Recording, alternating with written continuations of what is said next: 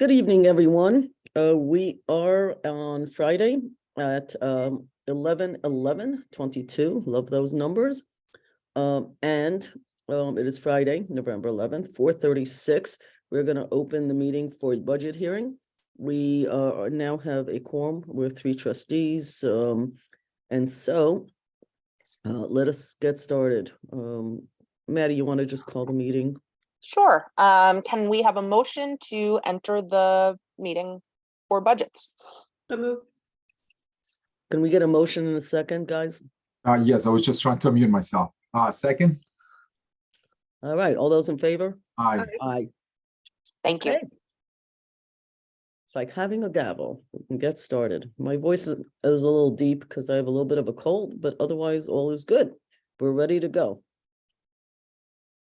Village manager, we are on.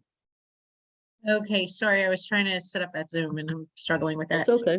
Good Take a evening, minute. everybody. Tonight we are going to be going over our finance budget, our Section 8 budget, and our manager's budget, as well as the Board of Trustees budget.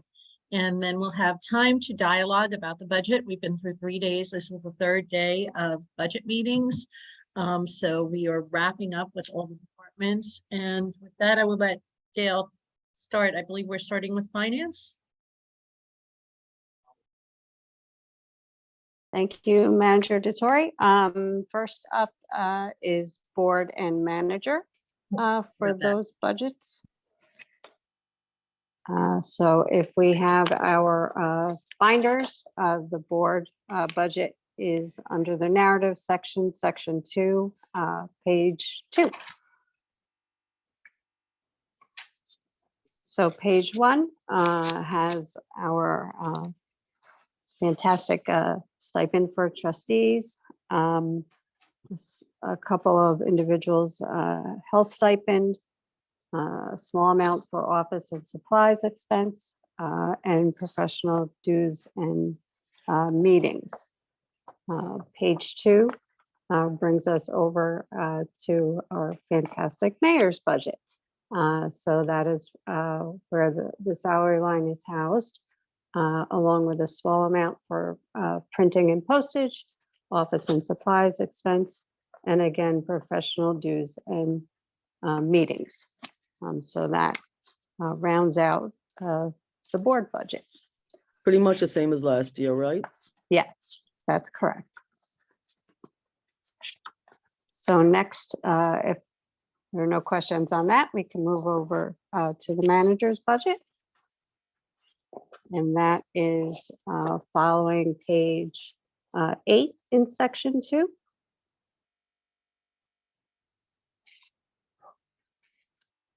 So in the manager's budget, we do have the parking department tagged to the manager's budget. There's just small lines in there for postage, and then our parking IMA with the town on page 1, followed by the 1230 department, which is the village manager's department. So we have our salary lines and contractual expenses for the same employees. We have a small amount in for computers. A1 did recommend 1 new computer for the manager's office for 2023. There's a contractual amount for the meetings program that's used, telephone and internet. Yes. A1 seems like on every single department is recommending computers. What percentage of all our computers are getting replaced? I can go back to their schedule and let you know. They did send a Good. listing. I'd be interested Yes. because it sounds like every single department is, I don't know if it's a bad thing. I don't know if it's a good thing. I just realized that as we go through this, every single. Yeah. And frankly, for that, we should be getting a real low rate, not over $800, but that's neither here or there. I'm just curious as to how many computers we're switching out of. Sure. And thank you, Mayor, because I was actually going to ask the same question. The other, obviously, because we do replace computers, or we have a budget for computer replacements literally almost every year. So out of curiosity will be, what is the turnaround, or how often do we upgrade computers into a village as well? So if you can just look into that and just get back to us, I guess that would be very helpful on my end as well. Sure, absolutely. I believe they had worked on a schedule, and that's where this list for 2023 was generated from. I know that Christina kept telling me that I think A1 recommends every 2 to 3 years to turn them over. Okay, thank you, Liz. So printing and postage. I have to say, Liz, that's highly aggressive. 3 years is the usual time, not 2. But it might be that we have, I mean, I've walked around, we have some really old systems here. So it's probably, again, I'm not judging whether it's right or wrong. I'm just trying to get a sense for what percentage, because if we do them all now, we shouldn't have to do this for 3 more years. Well, the mayor, just so you know, the what's in each line is not every computer in the department. So each department is replacing maybe 1 or 2 computers, depending on the size of computer. So we probably will have an ongoing role of replacement, but I think that we can easily look at it and then monitor it to make sure that we're, I think 2 to 3 years, 3 years is probably like going to be the average. Just because a consultant suggests something doesn't mean we'll actually do it either. It's going to depend on whether the computers are working or not. So we'll go through that, and I think we can easily put together a schedule and then look at it annually, so to make sure that we're taking Great. advantage of efficiencies. Super, thank you. Okay. Okay, thank you. So turning to page 4, we have maintenance and repair to office equipment, professional dues and meetings, small amount for vehicle operating expenses, fuel costs, our copier lease for the manager's copier. I'm sorry, Dale, and Yep. can we go back a little bit on the professional dues and meetings? Because for Sure. 2022, it exceeded, and I'm not sure if that's the latest, obviously, I'm hoping. But it obviously increased a little bit for 2023. Is that additional stuff that we are doing? Can you elaborate that a little bit more in that area? I can pop in on that one if it's all right. Good evening, everybody. There was actually one that we went to this year that we did not find especially valuable. So I know that we will likely not be doing that one again. But we did do, I think, 2 new programs this year. Besides the Managers Association of which Karen and I are both a member, we do NICOM training, and then also the New York State. It's the state division of ICMA, which is the International County and State Managers Association. This is the New York State component. So I believe that we are paying for a membership, but not necessarily for the conference going forward. Okay. In a roundabout way, I think the money budgeted in the line presently is probably sufficient. So Okay. basically, you guys are doing most of your stuff in New York State. Your Oh, conferences. absolutely. Yes. All in New York State. All. Okay, All right. Thank you. Okay, moving forward to page 5, are the 19,2400 line item. This is for memberships that are village-wide. So they're not directly for a person, they're for the village proper. So there we have NICOM, Historic Hudson River Town, Sustainable Westchester, Westchester Municipal Officials Association, and a small amount just for if something else is needed. So that budget did increase slightly from 11,500 to 11,900. Below that falls out our contingency budget. So we're keeping our regular contingency amount and additionally budgeting for unsettled contracts in that line. At the bottom of the page is our 6410 department, which is our marketing budget. We did increase that from 25,000 for 2022 to 50,000 for 2023. So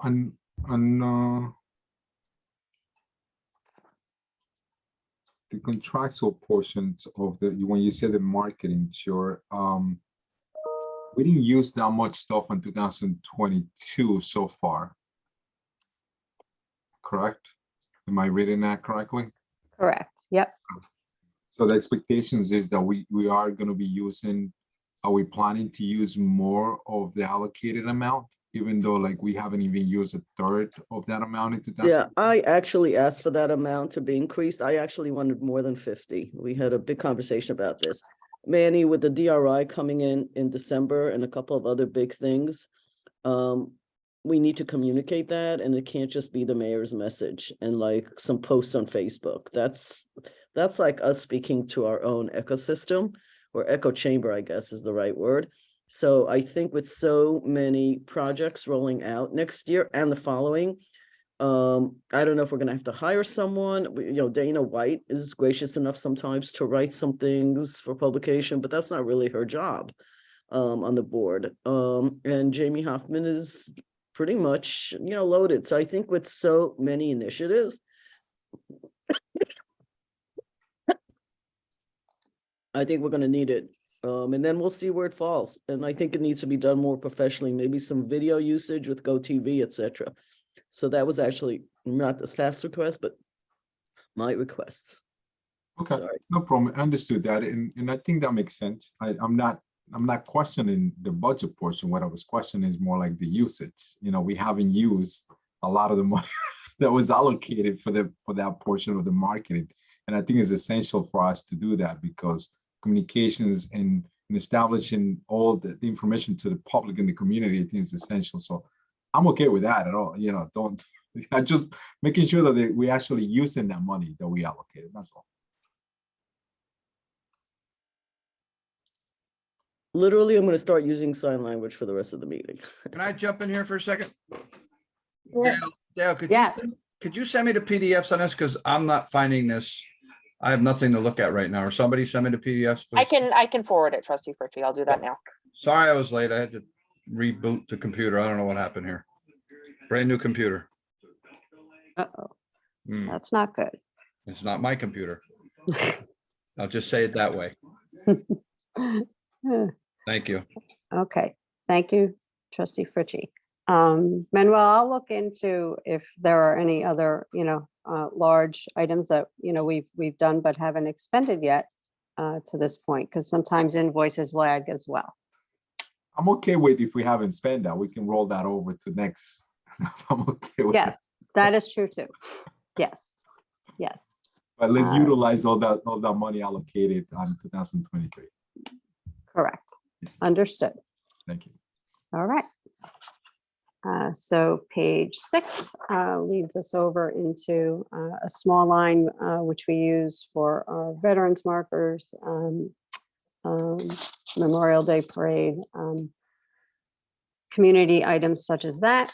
And then we have a small amount in for the rent subsidy administration, and that's staying the same. And then that leads us over into our water fund contingency lines and our sewer fund contingency lines. And then over to a few items of revenue on page 9. So for the manager's office, we do tie the cable franchise fees to their department. The revenue amount is staying the same going into 2023. The ETPA per unit fee.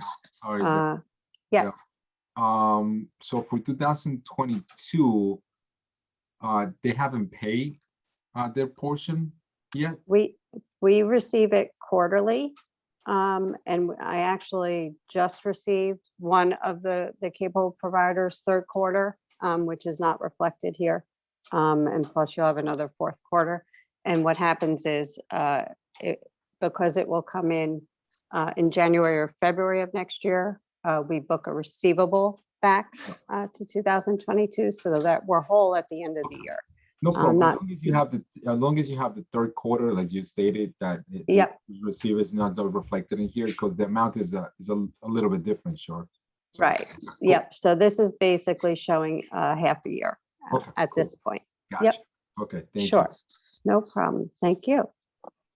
So the ETPA per unit fee, I did lower to the actual that we have been receiving each year. Film permits, I did leave the same. That is one that can fluctuate depending on appetite. And that will conclude the manager's budget.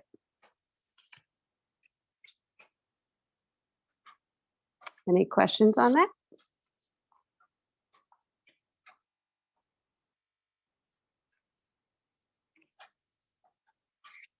All right, do we want to move on to section When we 8? do the no, you can move on. All right, section 8. Marilyn, are you available?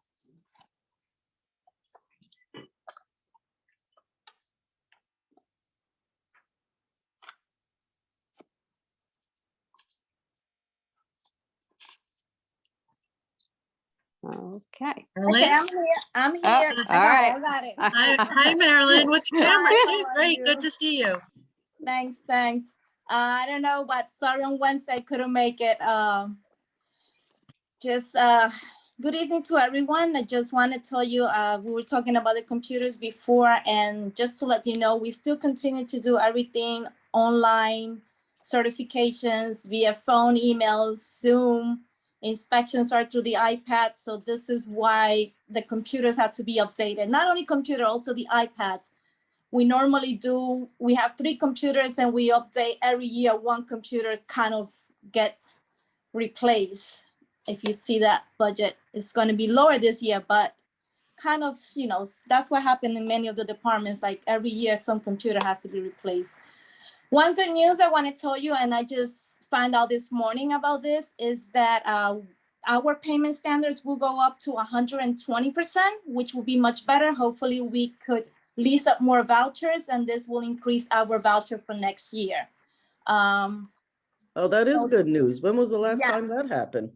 Oh, this was a special because of COVID and everything. People were having a hard time, you know, all the rents went up suddenly. A 2-bedroom is 24, 2,500. We couldn't compete with that when we were like not leasing up people. And I applied for it and it was approved for next year from January 1st all the way to December, the end of December. In 2024, I'm sorry, I don't know what's gonna happen. I hopefully the payment standard continue to get up and it will be better. I'm sorry. I'm sorry. Marilyn, I'm sorry, go ahead, trustee. Plata. No, I was gonna say the rent. How much is the rent for a 2-bedroom apartment? You said? It's very close to 2,400 Market rate. market And, rate. I was gonna say, okay, Yes. okay, thank you. All right. Yeah, Yeah. and then it's 120% of area median income, correct? The fair market rent. For example, fa- for 2023, the 2-bedroom fair market rent is 2,029. Now we're gonna pump it up to 2,434. Gotcha. I will Okay. update all these numbers in the website. It will be there. I just, this morning I opened the email and said, yes, this is nice. Yes. And then the other one is like for January also, I was expecting a little bit earlier, but in January, we also gonna open the waiting list and that's gonna be posted in the local newspapers, websites and everywhere. So we could do it like for, you know, for our local people here. Now, Great. budget, we didn't do many changes. Um, Dale could explain Yeah. better. All right, Marilyn. All right, I'll take it and we'll hand off as we go. How's that? Yes. Go ahead. Okay. All right. So the Section 8 budget is located in Section 2 after page 62 narrative. And like unlike other departments, the budget line that starts the Section 8 budget is the one for auditing. So that is remaining the same from 2022. No increase there. We have a small amount in for our NTA taxes, which leads us to page 2, which is our fantastic Section 8 employee salary expenses, along with contractual obligations for same on page 3. As Marilyn already referenced, there is an ask for one new computer for Section 8 and a monitor. At the bottom of that page is where we budget for our Section 8 inspections by the building department. Page 4, we have a line for legal notices, telephone, printing and postage, office and supplies, maintenance and repair to equipment, a small amount for professional dues and meetings. The Section 8 rental of space is the 16 Croton Avenue building, an amount for in-service training. And then on page 5 leads us into our HAP expenses. Do you want to touch on that, Marilyn? Those, I don't have the same one like you, but I'm trying to go. The poor ends, we keep that amount in case someone coming in from another state. The regular landlord payment, those are based on what we have right now. Our lease ups are a little bit down, but we're looking to increase it again.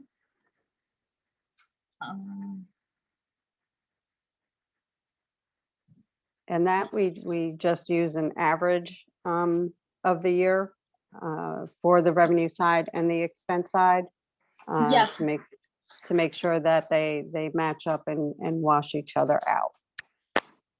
So computer software, that's for your happy software, which is not happy anymore. Is that correct, Marilyn? Yes, that's correct. It will always be happy in my mind. I can't help it. I call it happy too, so. Okay, we're good then. Following that, we have our employee benefits associated for Section 8 employees. And then that will lead us down into the revenue side. So as we already spoke about, we have our HAP revenues that come in along with the admin money that is also federal revenue that offsets the Section 8 expenses. And at the bottom of the page, we have the amount that the general fund contributes to the Section 8 fund to make sure their budget is whole. That amount for 2023 is $24,749, a slight increase from 2022 at $24,324.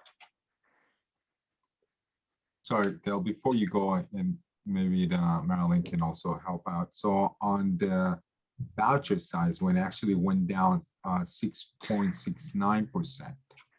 Can you talk a little bit about that? The reason why is coming down on 2023? The voucher amounts, those are based on how many lease up we have. Recently this year, we lost, well, not lost, a couple of family graduated. So we the money went down. As you know, if we don't have all this voucher lease up, we get less money. So we had to adjust based on that, on how many vouchers we have leased up. That's how much funding we're gonna get. So, but what you said earlier today is like you are expecting to get, you got good news this morning. So do you think the amount will change, obviously? Yes. Okay. Yes. Okay. So that, Dale, I'm assuming based on the conversations that we're having right now, you may have to adjust that number a little bit. Correct? Yes. Okay, gotcha. Okay, thank you. The great news, though, was that families graduated out of the system is really a very good thing to hear after 2 very difficult years for people. So that's not news we get often enough. So And I don't want to debate out of that, but let me ask you this. what does that mean when someone graduates out of the system? Because I have heard a little bit, different in other areas where what does that look like? But I would like to hear from you guys. Okay, in my case, with the Section 8 program, what happened is many people have fortune that they pick up very good jobs and they're making X amount of money in which they no longer need the assistant. We no longer pay the rent. So they kind of graduate and move on. So that voucher stays there available for someone else. And that's why right now, for the last 2 months, 3 months, we've been calling people from the waiting list and issuing vouchers to give out. Gotcha. So that's when someone graduates, basically is that they have improved, they have better income, their family have moved on, and they no longer need the Section 8 program. Now, I also have heard, that's a good news. That's definitely good news. And Yes. maybe we can have an outside conversation out of this, but I just want to bring it up here now. We don't have to go into too much of the details. Okay. There are times, obviously, that someone does get a raise, but the raise is not as significant as a lot of the stuff. It may be a difference of $1,000, let's say, or whatever the case may be, which is not as much as, the need is still there. Because the amount that they don't qualify for the income that they're actually supposed to be getting help. So when that happens, I would like to know what options do they have. They're not making $10,000 more. They're not making $20,000 more. They're making maybe at about $1,000 or $2,000 more, which when you divide that by 12, it's not that much of an increase. But again, I can call you maybe, and I can maybe try to understand this because it's a totally different conversation of a budget. I just want to kind of bring that out today, I guess. It's very easy. Normally, the rule is like when they have changes like that, they have to report it and we do adjustments and their rent will go up. Their share of the rent will go up depending, I don't know, if they get $1,000 more, let's just put a month. That means that their share of the rent will go up $300. So whatever their share of the rent, once it gets to the point that they're paying the same amount of rent, it's no point to keep it in the program. We do keep them for 6 months just as a safety net, but most of them graduate and move on with their life. Got it. All right. So that makes sense. That I Yes. understand. Okay, cool. Thank you, Marlene. So I don't have to call you. I get it. Got it. Okay, anytime. All right. All right. All right. Are there any more questions for Marilyn? Only the comment of keep up the good work, Marilyn. It's a yeoman's job. Thanks. And, in some ways, like when I first started, like all these requests that people should know, but it feels like you guys have done a pretty good job. And if things go wrong, obviously don't wait a year. Obviously, we would want to hear if there's anything we can do to help. It's like really tough time with the good news is there's lots of jobs out there. The bad news is they're not always the right jobs for the people that need those particular jobs, and rents are going up. So dramatically across the board. So it's a tough time. Yes. Thank you. Marilyn and her Yeah. team do a wonderful job, and because they're based here in the community, they really provide so much support to residents. So it really was wonderful during COVID to have the payments kick in and have people not fall into debt. And her and her team work very hard on behalf of a lot of people here. So thank you, Marilyn. Thanks. Okay. Thank you. Okay. Thank you, Marilyn. All right. Bye. Okay. So next on the list is the Finance Department. So if you are in your binder, section 2, after page 20 is the details for the finance budget. So on page 1, we start off with our contractual auditor line, just like we did with section 8. I'm also going to preface it with the finance department's budget is also another budget that has a segment for general fund, water fund, and sewer fund as we move forward. 1325 department is for tax collector and treasurer department. So we have 2 employees housed here, one of them me. We have an amount in for contractual obligations associated. Going on to page 3, we have a small amount for telephone, internet, printing and postage. This is for our tax bills, office supplies and expenses. A portion of the copier and Pitney Bowes mailing machine gets charged here, along with professional dues and meetings. We also have an amount in on page 4. If I could ask a question, Dale. Absolutely. I sort of just made a note for myself, like, where is all of the costs? How did you account for the cost of the changeover of the seals? For those items, it depended on what they were for, how we were coding them. So if they were for a building, we would code it to each department associated for the building. So like Croton Avenue is 1620 department, whereas the operations center is 1630. But what I also did was built a tracking code in Edmonds so that anytime an expense for the seal has been incurred, we use that tracking code so that we can easily just run a report and pull So everything. when you that do was your paid. first quarter report, can we have, you know how I want the grants broken out, so we keep track, the match funding, the grants, how they come in? Could you also do that summary for this project? This is a major initiative for the seal, because I think that people should know, like, we're taking this seriously, we're real about this. Oh, And, absolutely. you know, and it rolls out over time as things come in and as we need, and it's a good thing. But we just want to be able to answer questions about how much it's costing, because otherwise people fill the vacuum with their own information, which I don't want. I want it based on data. Thank Sure. you.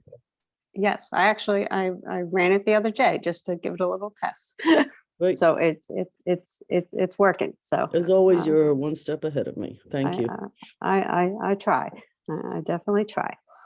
So page 4 leads us into our bond and note costs. So this is where our continuing disclosure amounts are charged, plus our costs when we go to market for renewing our debt or taking on new debt.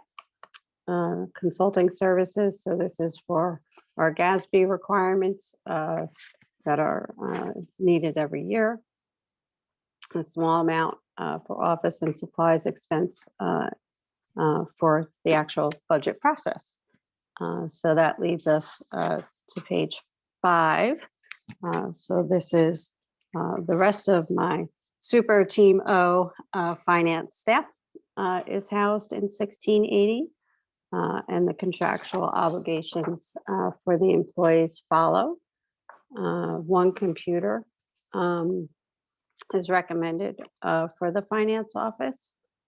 We have telephone and internet, printing and postage, office and supply expense, repair, maintenance for equipment, professional dues and meetings, a small amount in for training, and then computer software is at the bottom of that page.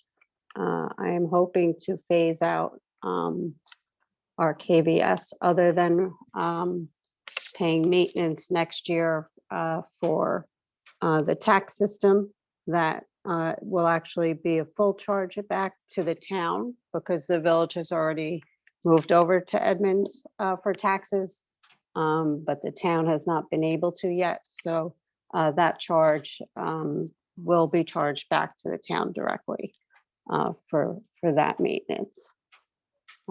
Falling under that line is our 1910 department, which is for our insurance premiums. 1950, which is a small amount for taxes.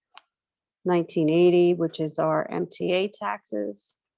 The finance budget also houses the retirement lines for expenditures.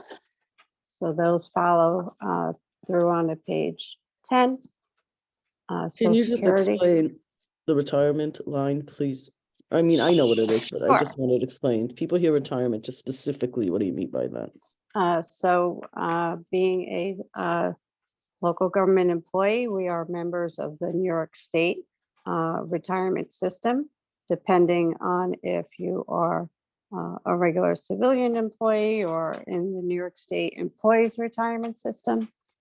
If you are a police officer, you are a member of the New York State Police and Fire retirement system. We do have two separate budget lines, one for the New York State ERS, Employees Retirement System. That's the 9010 department. And then for the New York State PFRS, New York State Police and Fire, that is on page 10, and that department number is 9020 for those employees.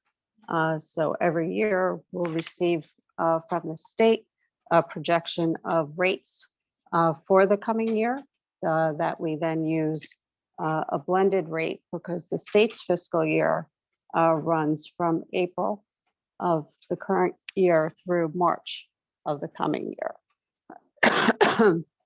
But, excuse me, but since we are on a calendar year fiscal year, we have to blend those two rates to come up with what we will actually have to pay in accordance with our fiscal year.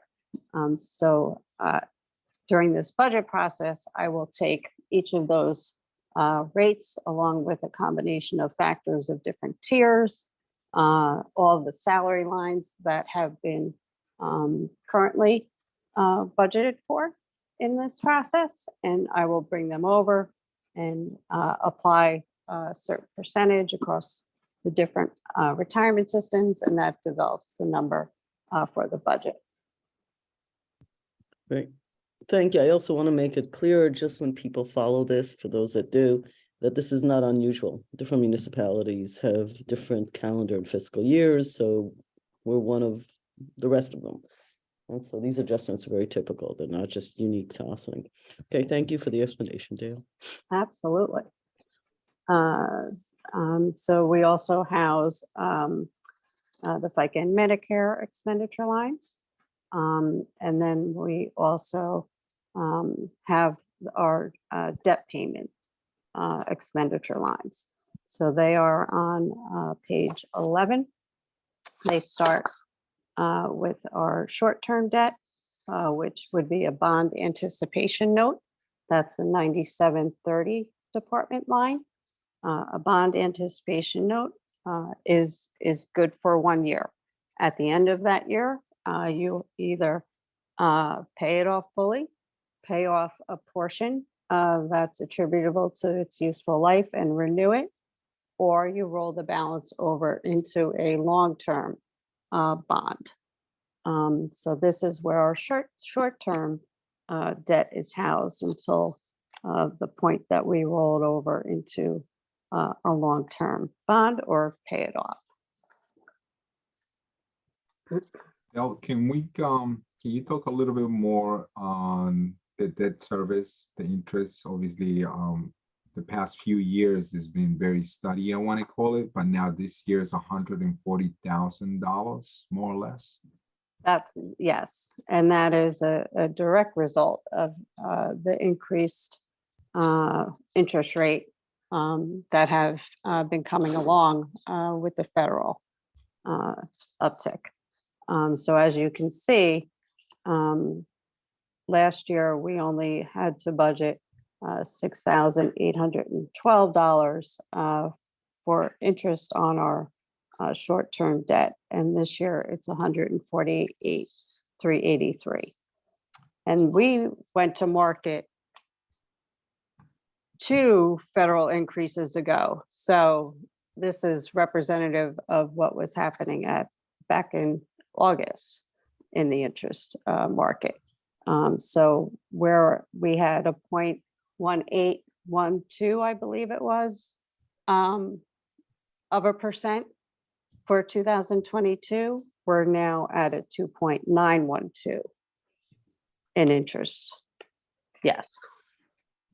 I know. Take a deep But- breath on that one.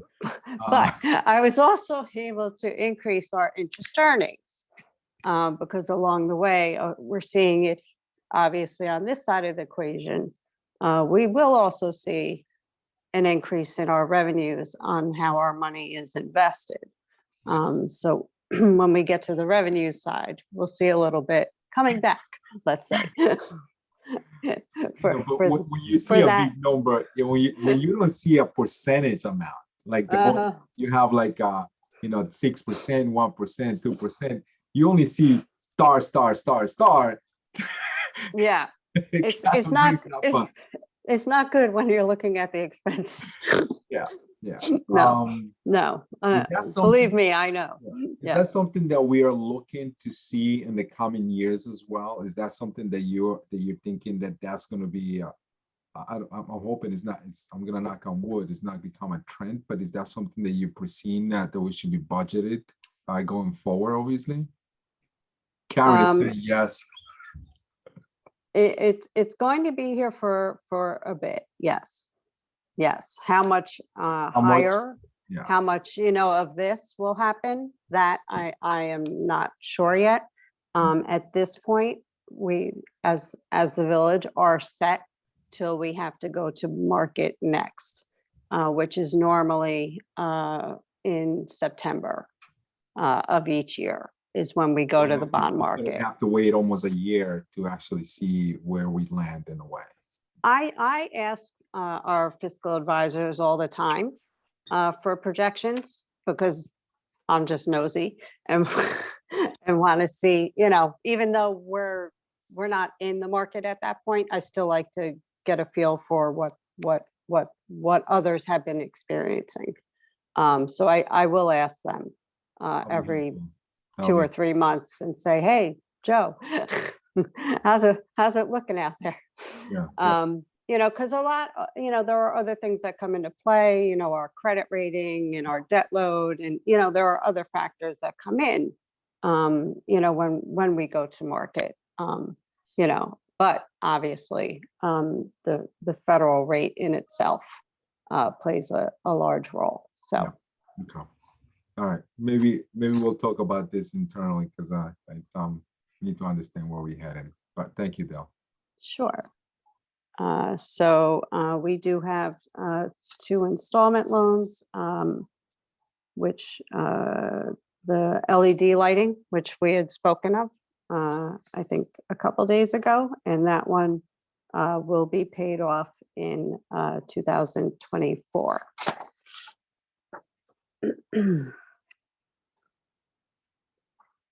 And then that leads us over into our interfund transfer to Section 8, which we just spoke of with Maryland's Section 8 budget. And then that is followed on page 13, 14, and 15 into 16. So these are all of our serial bond debt payments.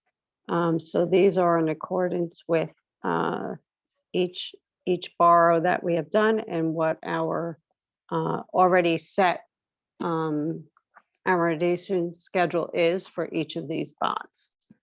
So those aren't like the band that the interest rate will fluctuate. These interest rates are already set.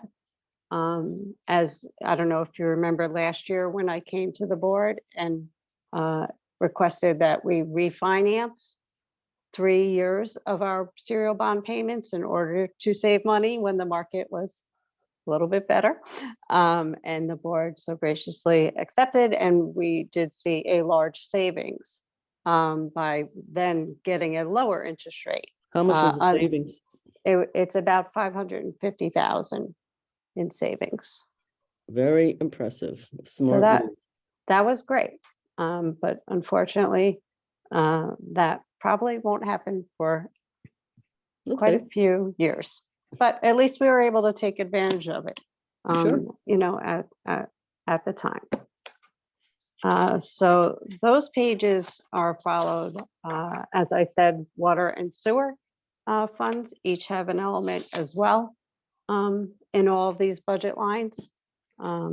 So I don't know if you want to go into those in detail or just go to the revenue lines that are associated with the finance office. I'm okay with go to revenue, but somebody else should speak up if they want to look at the detail. Going once, don't be like, nobody should be shy. It's just a matter of preference. Everybody has different preferences. Going once, going twice. Okay, revenue.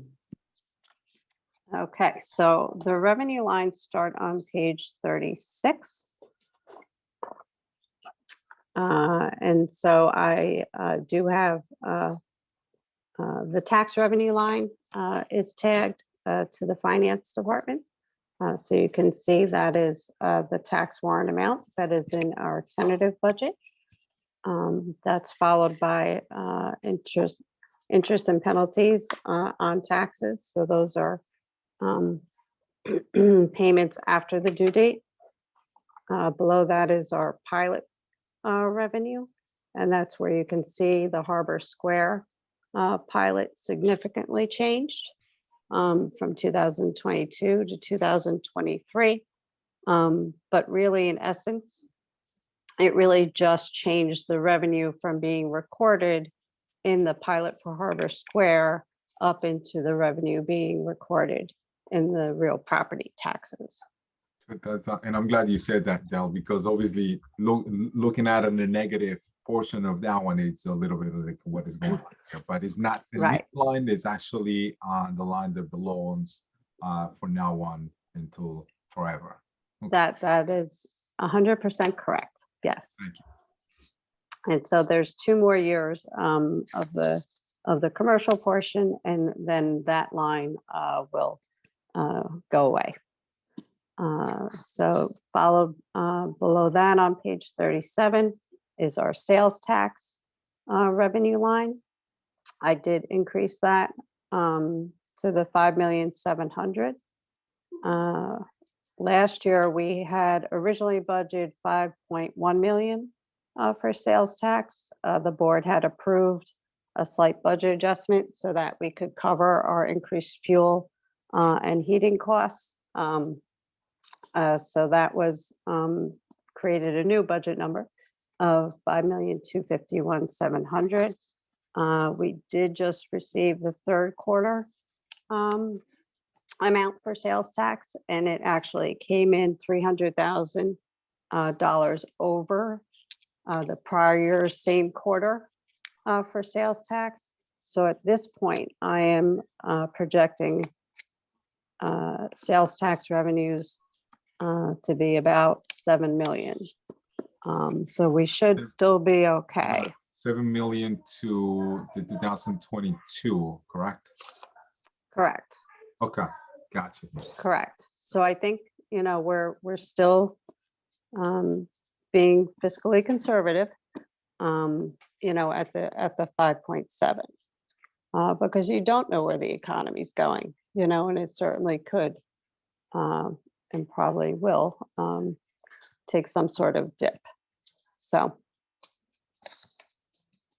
gross utility taxes, we keep, this is another line that we do receive funds into. Sorry, what page are you on? This is page 37.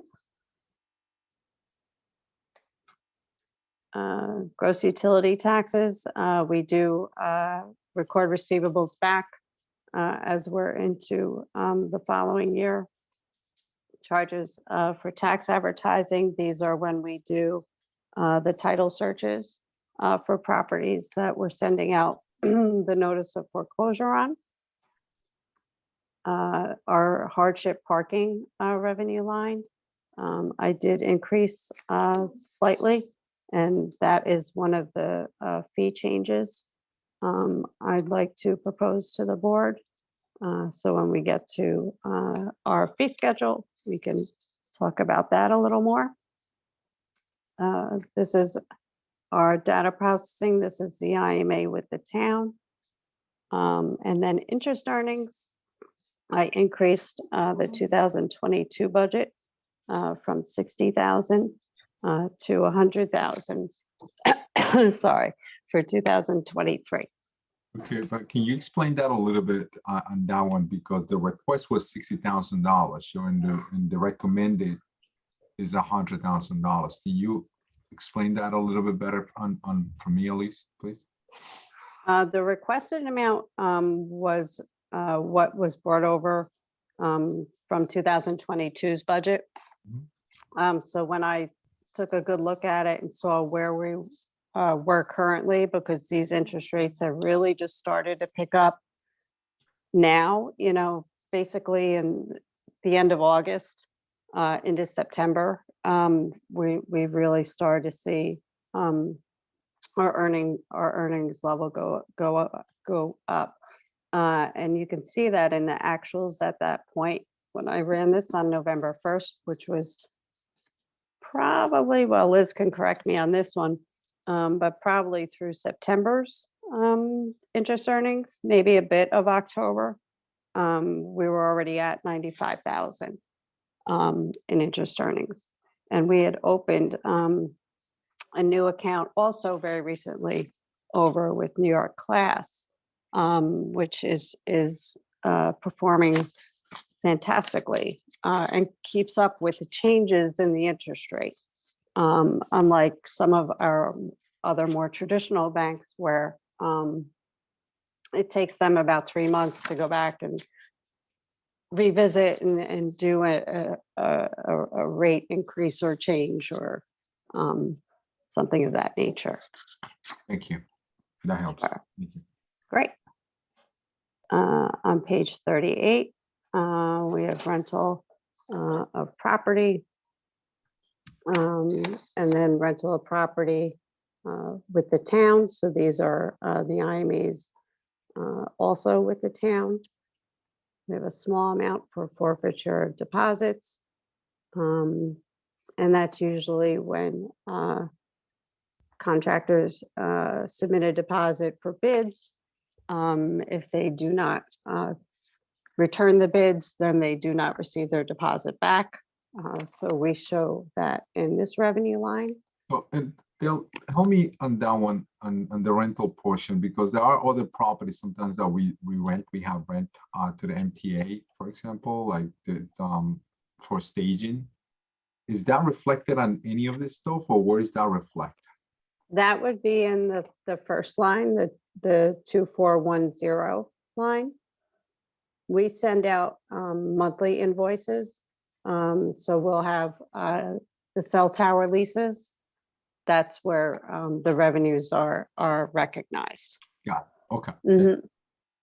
Sure. Our AIM related payments stays the same. And that money actually also just came in. So that line will be changed for actual. What is the actual on that one? It is that number. That number. Yeah. No more. Nope. Unfortunately, no. We have a small amount in if we charge a bounce check fee, copies, and then rental of inter-fund rental. So when we were going through the water and the sewer fund budgets, this is the portion that is attributed back to the general fund, because the general fund pays all the expenses of each building. So in order to recognize the expense that would be due to water and sewer, that's how it's handled. The inter-fund revenue below that is the Section 8 fund, and then mortgage tax. So this mortgage tax revenue, the amount that is shown in actual for 2022 at 215,452 was only for the first half of 2022. The second half will be coming in the beginning of December. I am 99.9% sure that our actual revenues will be better reflected by the 2023 budget number at the 180,000 because of the market slowing down. Below that, you can see state aid and federal aid. So these are the reimbursements we've received so far this year for FEMA declarations. And there are still a couple of projects that we're still awaiting funds on, but all projects have been approved at this point. If we turn to page 40, this is where we go into our water fund revenues. So this is our metered water sales, unmetered water sales, interest and penalties on water bills. Interest and earnings are located here too, along with insurance recoveries. And then these are associated with our stop loss items that come in. And that brings us over to our sewer revenues. So this is the sewer rate revenues that are charged on the water bill. The IMA with the town revenue comes into the sewer. And again, insurance recoveries. Are there any questions on that? What's the rate this year for water and sewage It's a 5% rate increase. from last year? How long have we done the 5% increase? I think when I look back, I want to say it was either 16 or 17. I can look that back up though. Thank you. Sure. You don't have to do it this moment. You could just send it to me. Okay. It's not a big deal. I'm just curious. Yeah.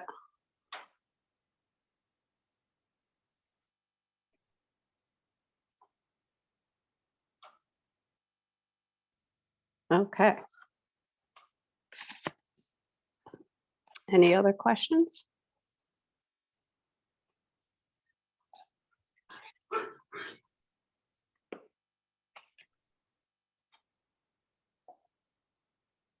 All righty. So do we want to move on to final review for capital? Yep. Okay. You mind if I grab some more soda? I have to grab some more hot tea. Let's take a 2-minute and Okay.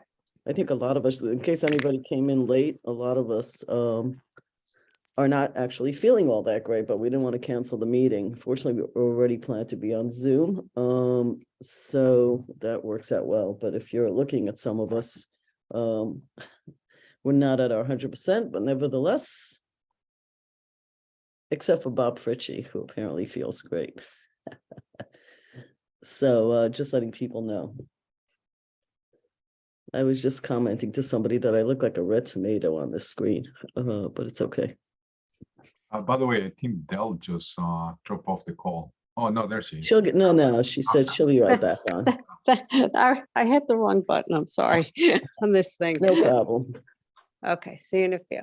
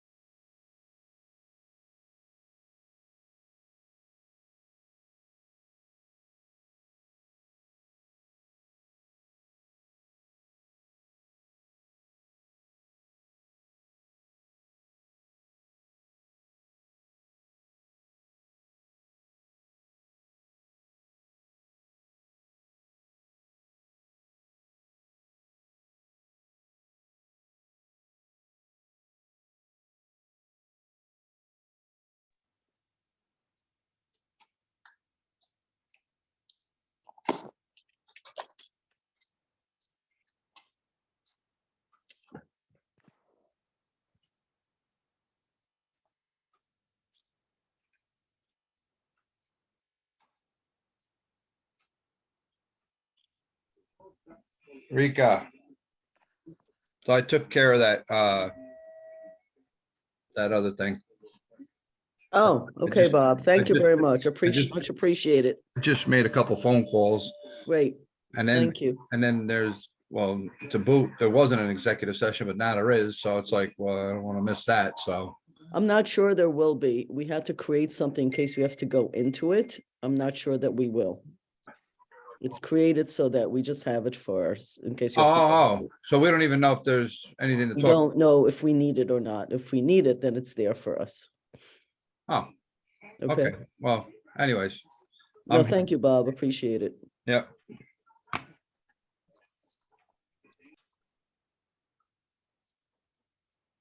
Are we all here? Is everybody back? Yeah, okay, I guess we can get going. All right. So next, if we'd like to start with the capital plan. Does everybody have theirs Yes. available? Mhm. Oh, okay, so on the capital plan, as we've already spoken with each department about the items in the two gray columns. So that's the department requested fiscal year 2023 column and the tentative proposed fiscal year 2023 column. During this process, for each of these projects, I will ask the board to let me know for the adopted budget if we are keeping the amount that's in the tentative proposed budget and moving it over to the board approved third column on here.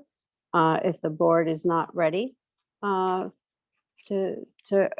actually approve the project, but wants to keep it on the capital plan for future discussion, we can put a TBD, to be discussed, in the board approved column.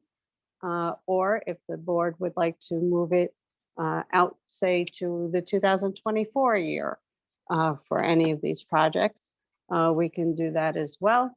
Or there's always the option to not do a project at all. So with that being said, the first project on the capital plan is for our street sidewalk and curb project for 2023. So that is listed at 590,000. Are we moving that over to the board approved column?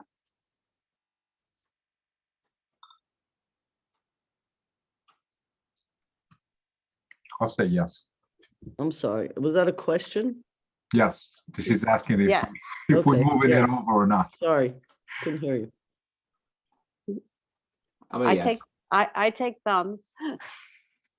I'm a yes.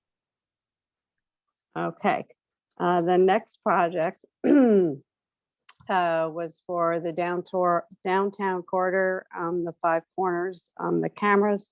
We did have a TBD in for the prices on that.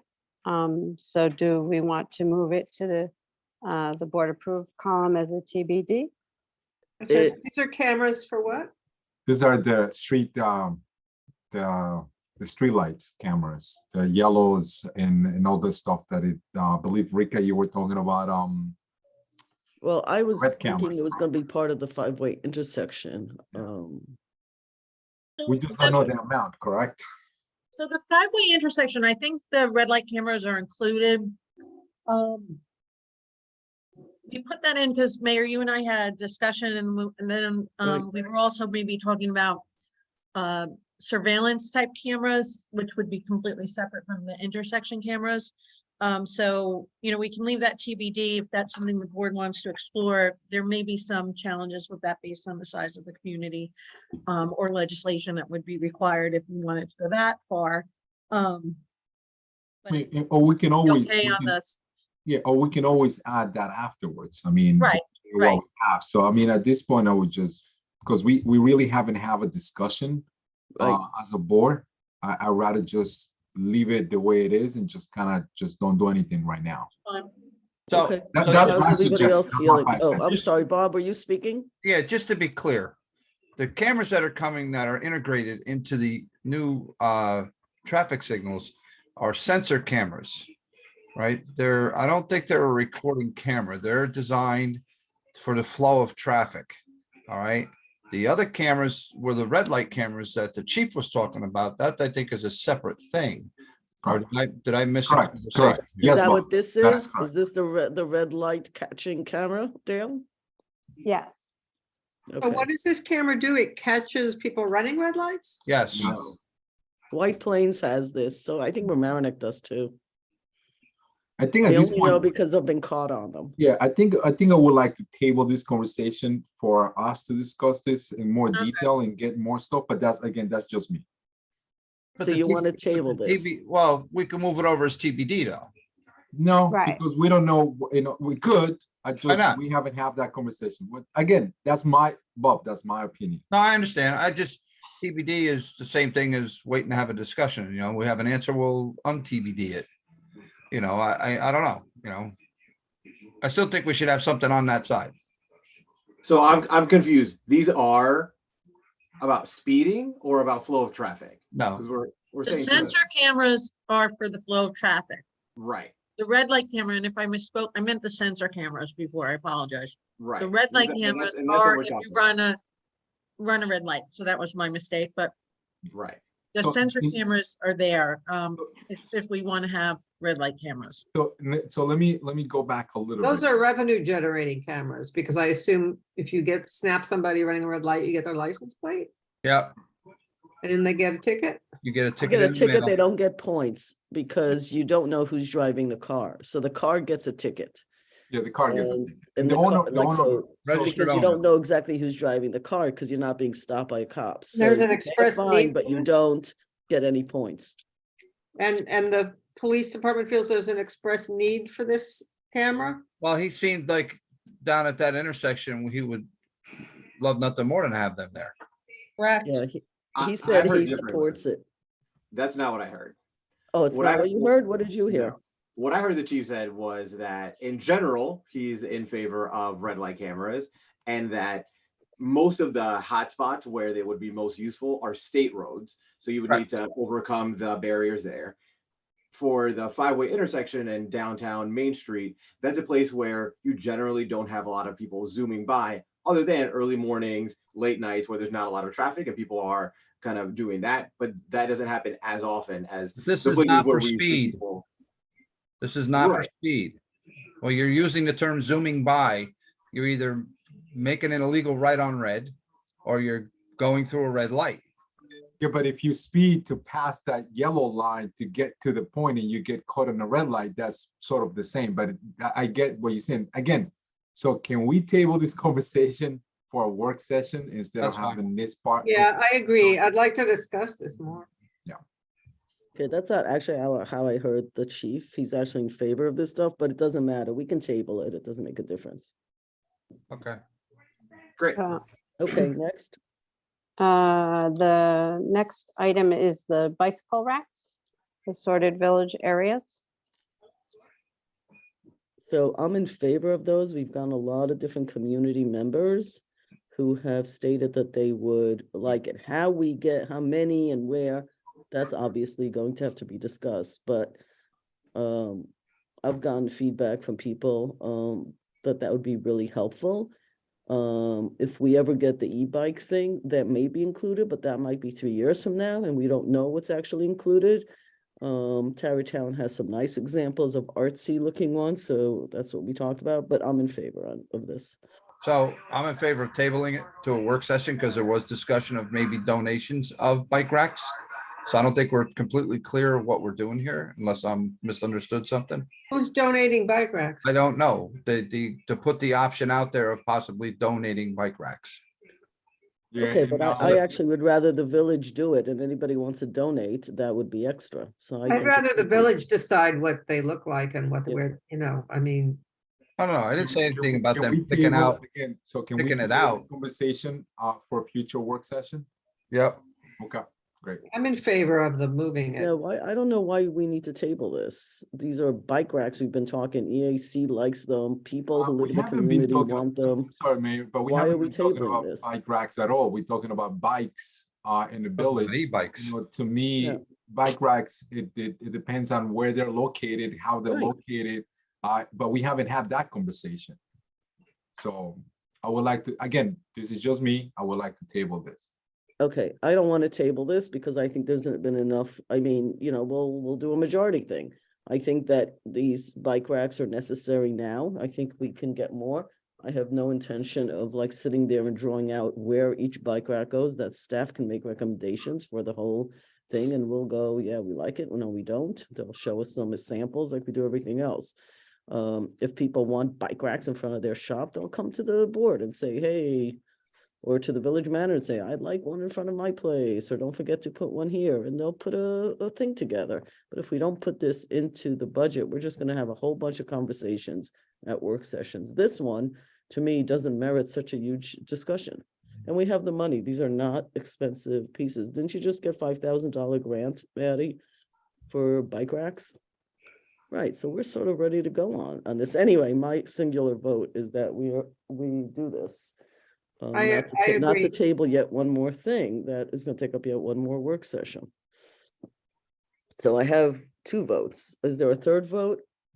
I guess what the part where I'm unclear about is functionally, what is the difference between saying, let's table it to a work session and then say, let's approve it and talk about it during a work session? Are we not still talking about it during a work session?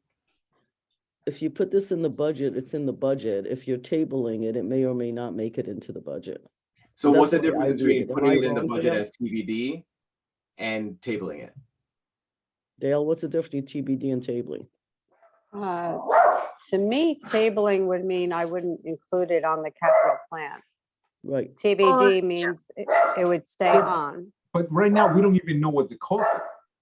So to me, The bike racks are about, bike racks are not a very expensive. They're a couple I $1,000, understand that. but I totally understand. It could be $1,000, it could be $10,000, or it could be $5,000. So we don't know the range. So when I'm out, and I sort of I agree with, well, at least I think with Omar, I don't know the cost of this. Putting TBD, to me, we can always create a capital project. If we have this, great. If not, then we'll figure it out. I need another way. But right now, again, we have talked about e-bikes. We haven't talked about racks for bikes. We haven't have had, talked maybe about I bike missed that racks. work session, but I don't remember having a work session. we have talked about bike racks and we do have an estimate for what they will cost. Then That how was much done, is like, it? months What is the ago. cost? I don't, you know, the bike racks that we put up, typically we have bike racks that have been up. We have bike racks that we got grant money for. I don't remember us ever discussing them in any work session. They're sort of just part of our, you know, Right, public works streetscaping. But if we were, you know, I think the idea is that the, you know, there are different kinds of bike racks. They're not just these linear bike racks. They're sort of artsy. I can show you, you know, send some pictures that have been shared with us. But typically these would be things that we would incorporate in the community where we know they're needed, and they're really part of streetscape and everything else. And they're usually pretty low cost. I don't know what the average cost of one bike rack, but it's not, you know, sometimes it doesn't even come to the board. So, yeah. you know, so they're not, it's not a big discussion item typically, and it's typically a low cost item. And I don't think it matters too much whether, you know, where we put it or how we have it, unless there's, we can always come up with a plan if we want to institute like many bike racks now that we're looking forward to Project Mover. But typically we do them, a lot of them have been, some of them have been done with grant money more recently. So I will conclude by saying this, that I'm comfortable with moving forward with TBD and having the conversation during a work session. My confusion is, if this is such a nominal amount, why is it in the capital plan? Why not just roll it into a budget? Because if it's like, hey, it's like the flowers or like the Right. other things we do to beautify and make our village more useful, then great. Then it doesn't even need to be a discussion of like, do we do streetscaping, or, you know, like, these are like, we need to make a big decisions here. And this seems like a little decision relatively. So I'm comfortable with it. Yeah, no, and thank you, Omar. Right. And that's what I was gonna add, because what Karen is saying, you know, when, you know, it's part of the streetscape already, you know, we don't need, you know, to me it's irrelevant, you know, maybe like the mayor was saying, maybe we just standardize the bike racks, you know, it will be one look, whatever the case may be. That will be the only time that I will actually even entertain a discussion, but I will remove it from this capital project at all. Yeah, If you already But have that Dale, as a why is it capital even project. in capital? Those things average like $500. We, you know, Mayor, you mentioned it, we added it in because like it doesn't have to be there. We're just trying to accommodate the different, you know, things that came up during our. Can you guys hear her? No, Karen, you just got really hard to hear. Oh, So, can you hear me better now? I don't know what yes, happened. yes, we can. It doesn't have to be in the capital budget. We were trying to accommodate different things that have come up during different conversations. This is certainly not a high ticket item, nor worth a, you know, intense conversation about it. It, you know, we can put a, you know, we could put a stake in the ground and say we're talking about $10,000 in the capital budget, and or we can, you know, put it somewhere else. I don't think it warrants a Right. huge discussion. We can take it off, and at the point that we're looking to do something, we could then take funds from contingency and do it that way at an Okay, operating. or from a grant or something. Okay. Yep, yep, So everybody gets what they want. great. Okay, So the what did next you up, decide? We're not gonna move it? We're moving it. no, it's coming out. That doesn't Done. mean we Okay. won't do the bike racks. It just means we're gonna budget for Okay. it differently. Not gonna be They're here. they're budgeting it out of the capital. They're gonna put it as projects. okay. The next project is the New York State DOT Route 9 corridor improvements. So that's in at 4 million grant funding. Okay. We can keep praying. Okay, we'll move that over. So that one, That's- and I guess my question to the people who have been involved in that one, at some point of time, because this is capital to do work on state roads. Is it a hope that we may be getting some money back from these projects, if anything? I think the hope is that it's going to be entirely funded by New York State grants. Yeah. So even though we're going to be the agency who's actually processing it, that it's not going to be local taxpayer money. Okay, so that's the part that I want to kind of codify on this one, obviously. And are we sure that it's $4 million or more or less? The grant request that we made, that's pending, is a $4 million grant request. If we don't get that grant, Oh, again, Yeah, Karen, I we think lost- you're we lost losing So your- the grant request that we made is for $4 million. The project still has to be designed and bid, so everything's subject to change, but the money pending that we requested is $4 million. So right now, we think that that was conservative at the time. We think it's still doable within that amount. We'll have to see, and then, you know, we'll see whether we get the grant or not, or, you know, we can always postpone this to a later year or another time when we can get funding if we don't get the grant money.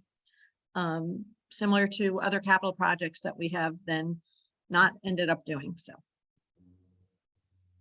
But we're optimistic that 23, 24 may actually be We real.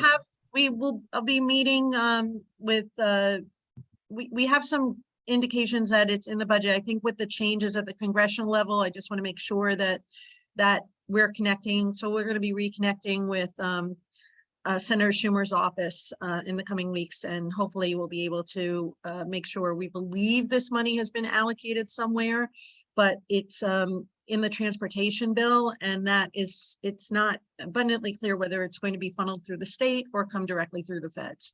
Okay, thank you. I'm So I okay. think we have 3 votes that were, I'm sorry, Manny? I was just, sorry, Mayor, I was just saying I'm okay with moving this Same over here. to, you know, to the approve. We have 3, 4, good, 5. Yeah, I'm good. I'm good. Next, All right. So this is going to lead us down into our vehicles and large heavy equipment. So we have the 4x4 pickup truck 3 of them listed for DPW. The 6-wheel dump truck with plow and the excavator with trailer. And then 2 sanitation trucks for DPW. They're gonna be needed, and I think by the time we see them, it's not gonna be until Yeah, 24, so it'd easily. be foolish for us not to move these over. I Agreed. agree. I agree. I guess one thing that I want to add, because I was briefly looking at the vehicle schedule that you send out, Maddie. I appreciate that all the stuff that you guys send out is more a little bit more or less than what other departments do. And I think I wanted, that's just my request. I'm not sure how the rest of the board will feel. But when we ask for vehicles, just like very similar to what the police department has in the bottom, you know, like more like a projection based on what we have and what do you guys think that they may need in the future. At least it will help me understand that a little bit better and what the projections look like. And, you know, maybe we'll postpone one or we'll just relocate one, things of that nature. I get that's just me. I don't know if the rest of the board feels the same way, but I agree with everybody else that we should move this forward. I think you're seeing your projection right in front of you. You know, Paul's projected that he's gonna need these vehicles, and No, I'm not, Bob, I'm not talking about that. I'm talking about if you go to the police department, sure, or the fire department, what they have is, if you look at the budget, it says the request for 2024, 2026, 2027, 26 and 27, I'm sorry. So they're projecting vehicles for those 3 vehicles in 2024, 2 vehicles in 2025, 3 vehicles in 26, and 2 vehicles in 27. That's the projection that I was looking for. Like if they know we're gonna need new trucks in the next 4 years, I would like to see that projection, if anything. You know, for me, having gone through one bad financial year, basically what happens with this, when you have money, you buy these things, and now that it's taken 18 months to get anything, it almost like if you want this stuff in the next 2 years, we sort of have to say yes now. The projections in the fire department is one thing, and the police, it's based on aging, this and that. But in DPW, if they have a bad snow year and a bad, you know, they need stuff. When we have bad years, my recollection of previous boards is they simply didn't approve any of this stuff. They said, sorry, you'll have to do without. We don't have this kind of money. And for me, there's enough meat on the bone to move forward this year. We'll see where we are next year and say, yeah, these 24, 25, we can't approve them, or 25, 20, whatever. So I'm actually okay with what they're asking for, because when you do have some money, you invest in the stuff, it pays for itself in the long run. When you don't have money, that's when you say to people, sorry, No, I'm you're not not sure. getting, and boards have done that. Yeah, It's maybe the I right wasn't, thing to I do. wasn't And I clear. think there's too long of a wait right now, Manny, that we've No, never no, had no, no. before. Maybe I wasn't clear, Mayor. Okay, sorry, Okay, so apologies. I'm okay with approving this, all the Okay, requests of the okay. vehicles. What I was saying is, based on the report that we have, and I'm not sure if you guys read the report or not, Yeah, based on the report, there are some vehicles that are gonna be needing to be replaced. I see. So the projection for the future years, for them to look at their report and actually add them to our projection see. list I of requests for misunderstood, the next Manny. 4 years. That's all I'm asking. Right, I misunderstood. I think No, you're no, no, asking the that's fine. staff here to say, hey, you better look at that list and make sure you're projecting correctly, given, because you're not sure that they projected correctly. So we're saying yes to the Oh, current yeah, ask. I am. Right. Yeah, I am. All right, so everybody's good with what was just said? Is that a yes? Okay, Dale. And I'll go back to that department and see if I can fill in some Yeah, of those Sure, blanks too before the adopted budget. sure. That leads us into the police department, that they are looking to purchase 3 electric vehicles, and the electric vehicle charging station, which we do not have an amount for yet, and a police variable message board. Okay, is that one thing? They all went into the same line? I was gonna ask No. the same thing. No, Okay, I I'm was just trying to looking do it by confused for a reason department. then. Okay, one at a time. So the Okay. cars that are being asked, the EVs, are we good with those? And the EV station, we just don't know yet, so we'll see where that comes. Yeah. I'm going with a yes on it.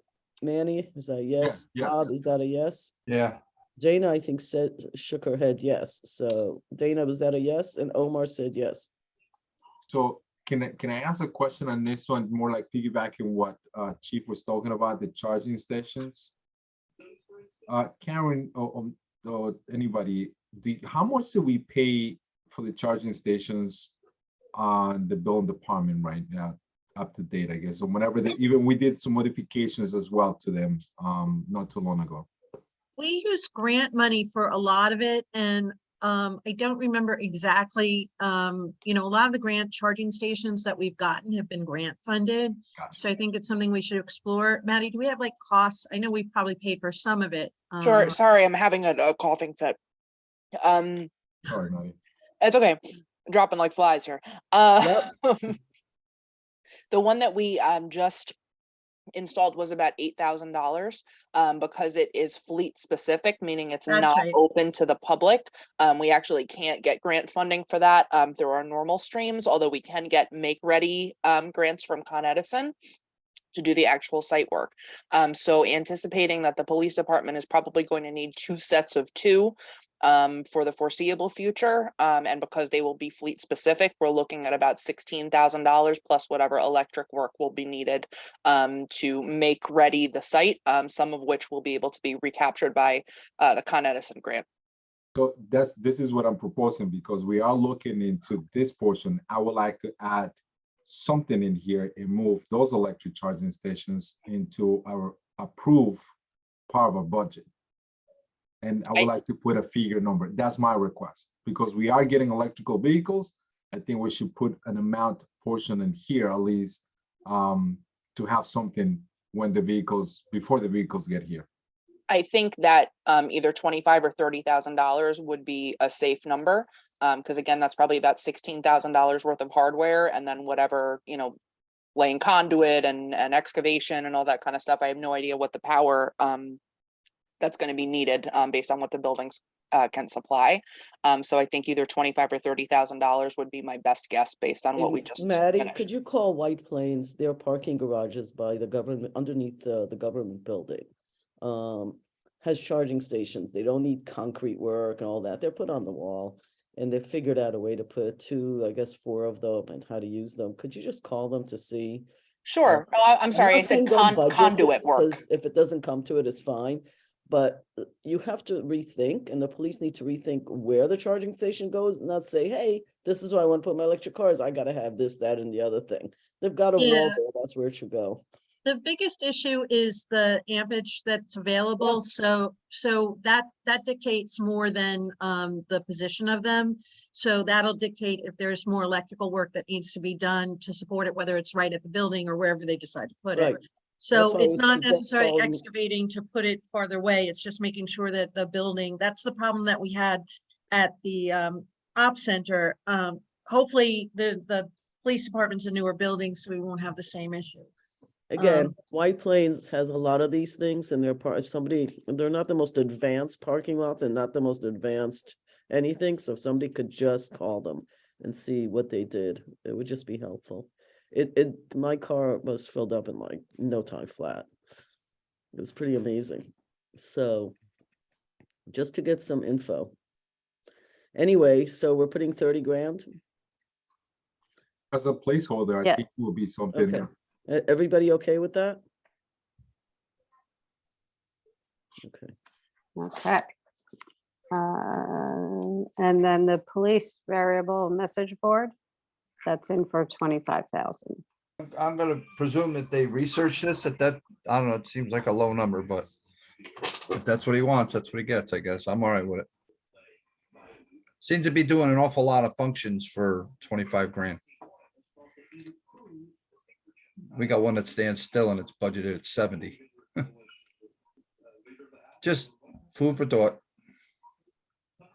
Are you talking about the cars? You talking about the EV station? No, we're on a variable message board. Message. Oh, the board. variable Where he message. said they board. can, Oh, it could do your speed. It just doesn't tell you what your speed is, and it records it and this, that, and the other thing.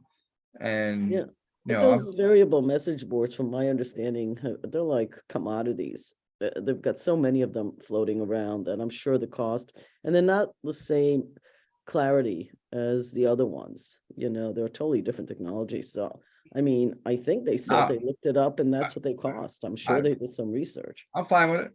Yeah. I'm All okay right. with So it. we're good with this? Yep. Okay. Okay, And all the All stuff right. is already in the budget when you gave us the budget, correct? yes, Okay. yes. So the next department is the fire department. So we have one chief's vehicle at 65,000. I'm okay with that. Anybody else? I think Bob said no.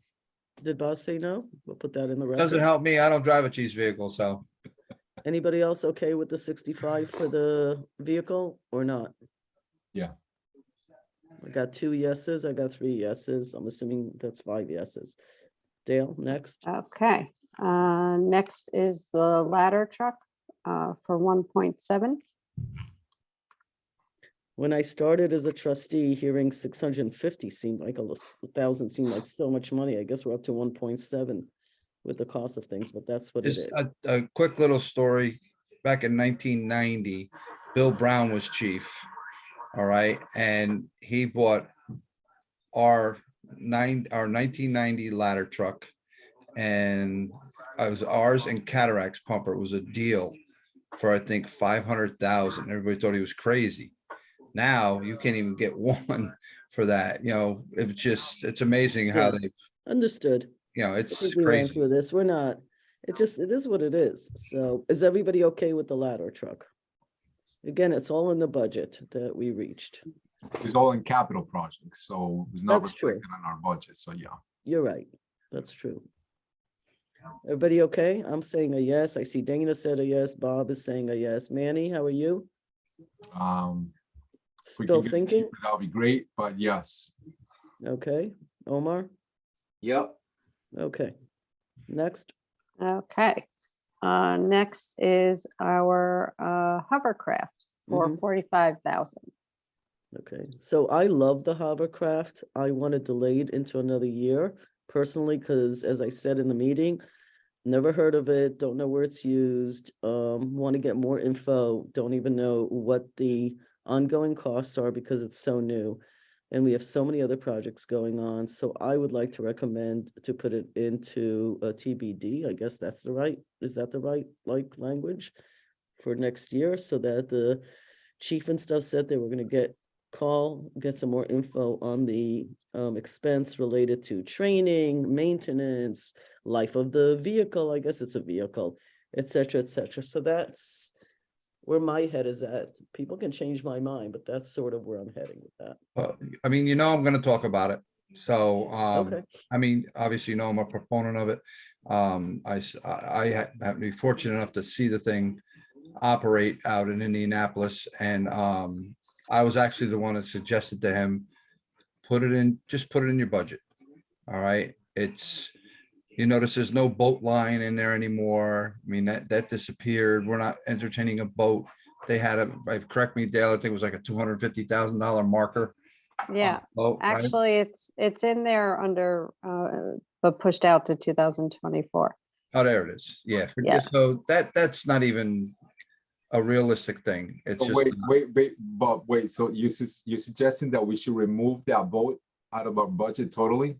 Is that what you're that, saying? listen, that's my suggestion. Okay. All right, because I believe this hovercraft for, what's it, a third, a fifth, a quarter of the price, not even. It's a fifth of the price of a boat. And it's not a seasonal thing. It doesn't have to be in a slip.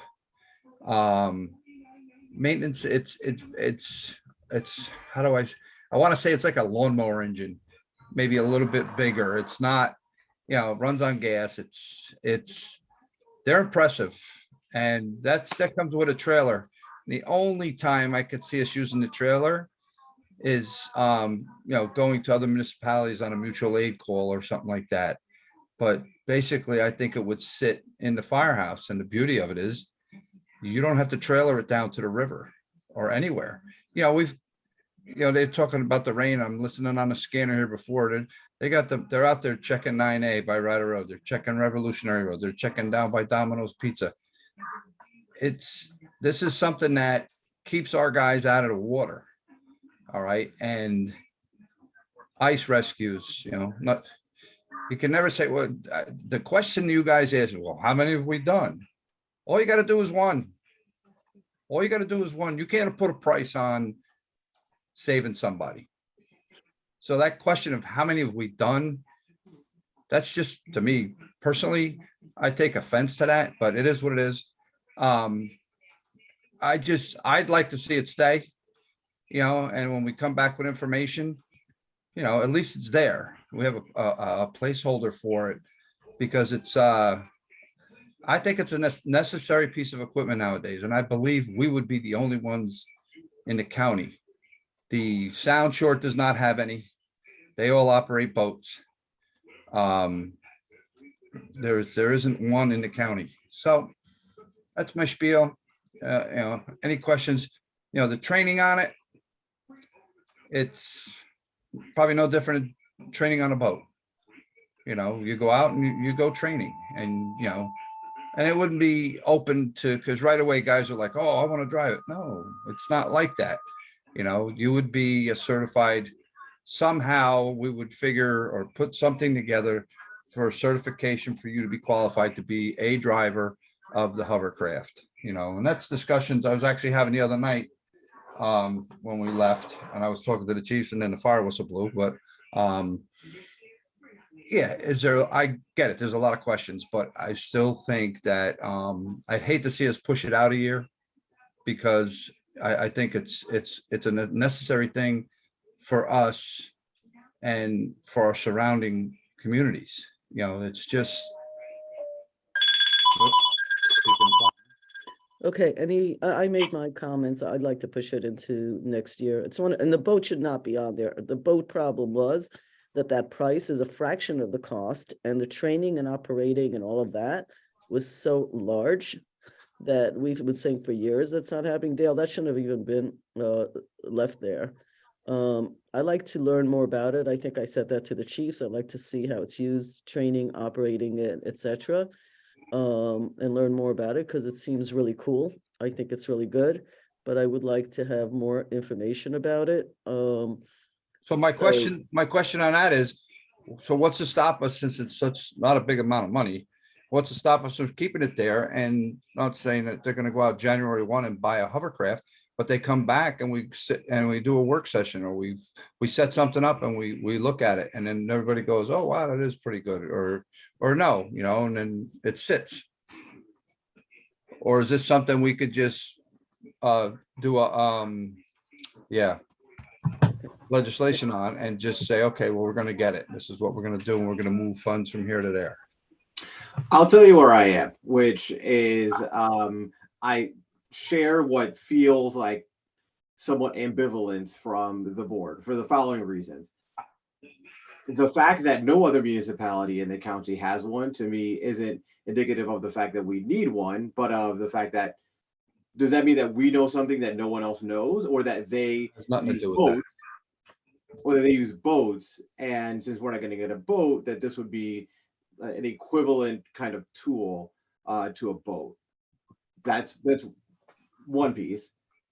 Two is that at $45,000, it's not a small enough amount of money that it's like, well, I don't know, they use this equipment, whatever, it's $5,000, whatever, or $1.7 million, that it's like, hold on, I need a lot of details here before I'm going to approve this.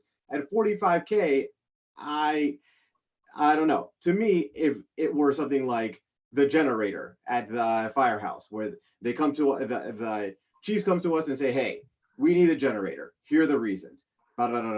I go, okay, I get it. The inception of it was that you went to this conference and you saw this demo and it looked interesting. And so you're presenting it to us. And there it goes. If you hadn't gone to the demo, or you didn't go to that particular conference, then we wouldn't know about this. And so what do I do with that information? My Information, the information that I'm giving you is that this is a reason why we should go to these conferences. So you see what's out there.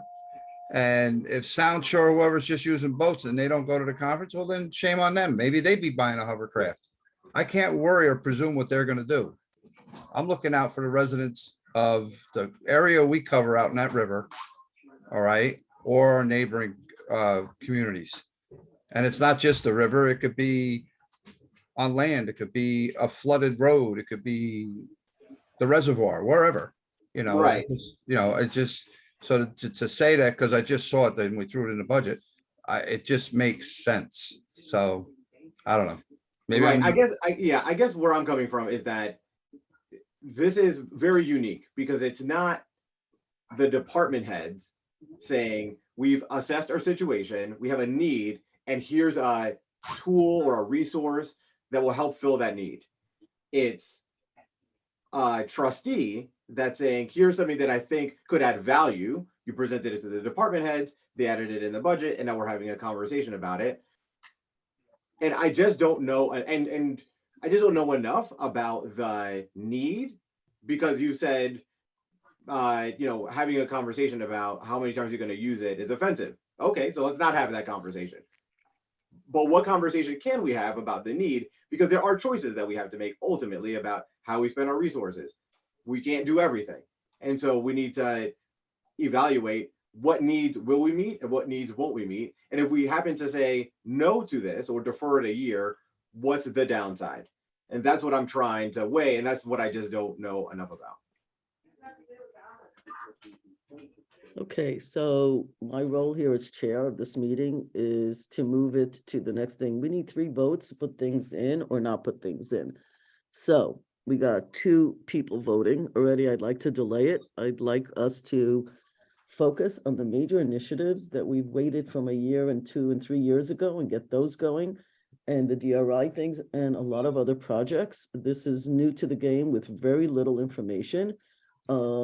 And if it makes sense, then we do it next year. So that's where I'm at. Bob believes that it's really something that we need, and it's not so much money that we should be even like getting all like worked up, or that it's enough money that like we should be able to do it.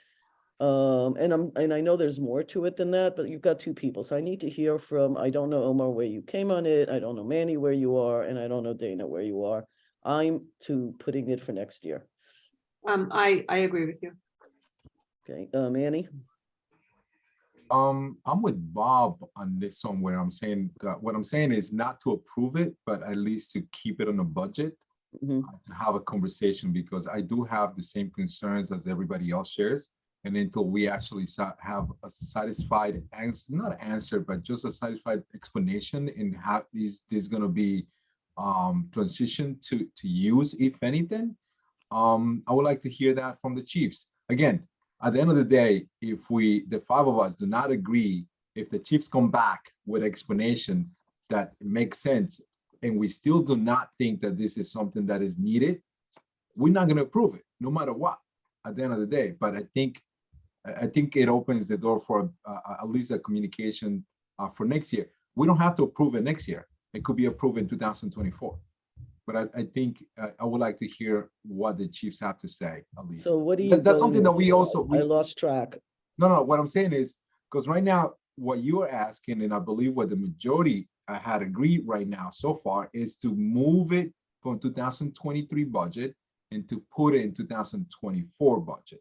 And get information about all the stuff that we Correct. need to have. What I'm Right. asking is, what Bob and I are asking is to keep it in 2023 budget and to still get that information needed. But again, there's only 2 votes against 3, so that's the answer. I don't know. Omar, what was I don't know where you came out, to be honest with you. I'm sorry. Yeah, I'm really seriously listening to both of the arguments here. Because really what I need is the information. And I Right. don't know if the information that we're gonna get, whenever we get it, means that we're gonna pull the trigger. Here's I'm tying together two threads. The conversation we had about the parks yesterday, you remember the idea was like, hey, this hasn't come up to us before. Like, we haven't even had a conversation about this, and it's in the budget. Like, we need to have a conversation. It needs to be presented to us. We need to talk about it and then put it in the budget, and then we can move forward. That was one thing. And I feel like this is consistent where I'm, you know, I feel like unless someone can make the argument right now that putting it off for a year is going to cause great harm, then I'm in favor of putting it off for a year. Okay, and getting information as we asked the chiefs. Correct, of course, yes. The operating costs, what the purpose and all of that. Okay. I Dale, we can and please argue. take the- Yes, I agree. Yeah, that's fine. okay. Dale, you got that? Okay, so I'm moving that over to 2024. And you're writing notes down that the chiefs have to come and present. Mhm. Okay. With the Great. information we asked them to. Yep. Okay. All right. Next on the list is they need an additional 10,000 for the radio upgrade with repeater and tower project. I'm good with that. So can, Anybody else? Oh, I'm sorry. I'm No, sorry. I sorry. didn't mean to I- cut you off, Manny. no, so I'm sorry, Mayor. Dale, is any of this here, any of this information that we have for capital, can we take it out of our budget, 2022 budget? I'm going to visit that as we get closer to the end of the year. When January rolls around is typically when I will do those capital That'll be helpful. resolutions. Gotcha. Okay. Yeah, All yes. right, thank you. Thank you. I'm okay with that, moving it over as approved. Yeah, So that would be a yes on that in a that different is budget. correct. line. Yes, Mayor. correct. Okay. Dale, Okay, there is 65,000 for pager replacement. I'm sorry, for pagers. Pager. Yes, I'm good with Yeah. that. Anybody else? Need three? Dana is a yes. Who did I lose? Omar is a yes. Anybody else? Everybody's yes. Okay. All right. Going down to recreation and parks, there's a parks department dump truck with plow for 75,000. Seems reasonable. We take something Yes. that we've been using for years. I'm good with everybody. See two thumbs. My thumb is up. Anybody else? Everybody's losing their voice, I think. I think you have three at least. No, yeah, correct. Yeah. Oh, I'm in okay. favor. I'm in favor. And then 4x4 SUV Yeah, for 45. I have a question on that. Karen, is that a contractual thing for the superintendent? The superintendent doesn't have a contract, so the superintendent does have a take-home car under this current under our current policy. Policy. So, yeah, so we don't, but the superintendent isn't hired by a contract. It's just Okay. that the superintendent has had a take-home car for as long as I know. Right. Um, That doesn't mean it's correct. So, Well, I think that the issue with some of these cars, whether or not, and one of the things we've been looking at, whether or not they're actually taken home, there's probably the necessity for have a car for, particularly for staff that drives to multiple places during the course of the day. oh yeah, So, I agree with that. It's whether it's So- going home or not. Because right, I'm so, trying to understand what's the advantage of him having a car. All right, because you're talking about mileage and we're talking about looking at these things and it's something we're gonna look at in the future, I Correct. believe.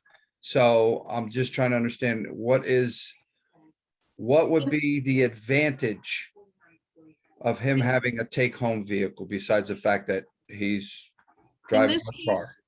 case, the car itself, whether he actually takes it home or not, Right, I don't think is much an issue. When we met with him, the current vehicle is a 2013, so it's one of the oldest that I know of in all of the, for the Right. managers who take on I have cars. no problem getting a new vehicle.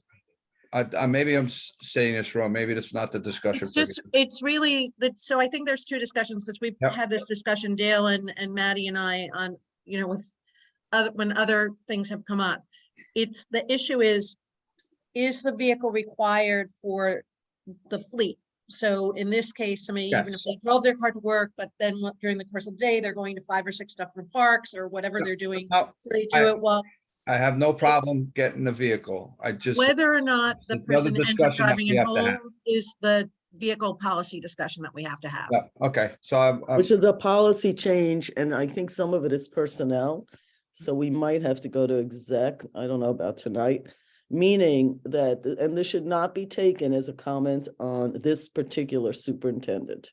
It's about a policy about cars being taken home. I just, like, I don't want it to seem like it's about a person. no, not at all. I know, I'm just, for the public record, I just want to make sure Right, that we all understand that you are not speaking about a person. It just happens to be No. that this is up at bat. It could have been another person. It's more about the policy. correct. Right. So So in this will case, have to for, be listed as something to discuss, probably, because it might be personnel, it may not, I don't know. well, so just to be clear, for purposes of budget, the need for the vehicle is likely, is needed regardless, based on the age of the current vehicle that's being used, That's fine. which would then be repurposed too. The issue of the policy, of the vehicle use policy, which is a much bigger issue, is something that Maddie, Dale, and I have been working on, so we can bring that to a subsequent board meeting. Yeah. It is very likely that we will have this policy done before any of these cars actually show up, given the length of time it I would hope takes to so. get a car. So Yeah, we should be okay. okay, thank you. So on this car, regardless of the policy, it needs to be replaced. Am I having a yay or a nay on replacing with this car as subscribed? Yes. Dana's a yes, I'm a yes, Omar's a yes, I heard Manny say yes, and Bob, did you say yes? Yeah, I said I was good with it. Okay, thank you, folks. Next. Okay, next is water department. So there's a filter plant hybrid SUV for 45,000. Right. So There it Okay. is. I'm sorry. So Anybody?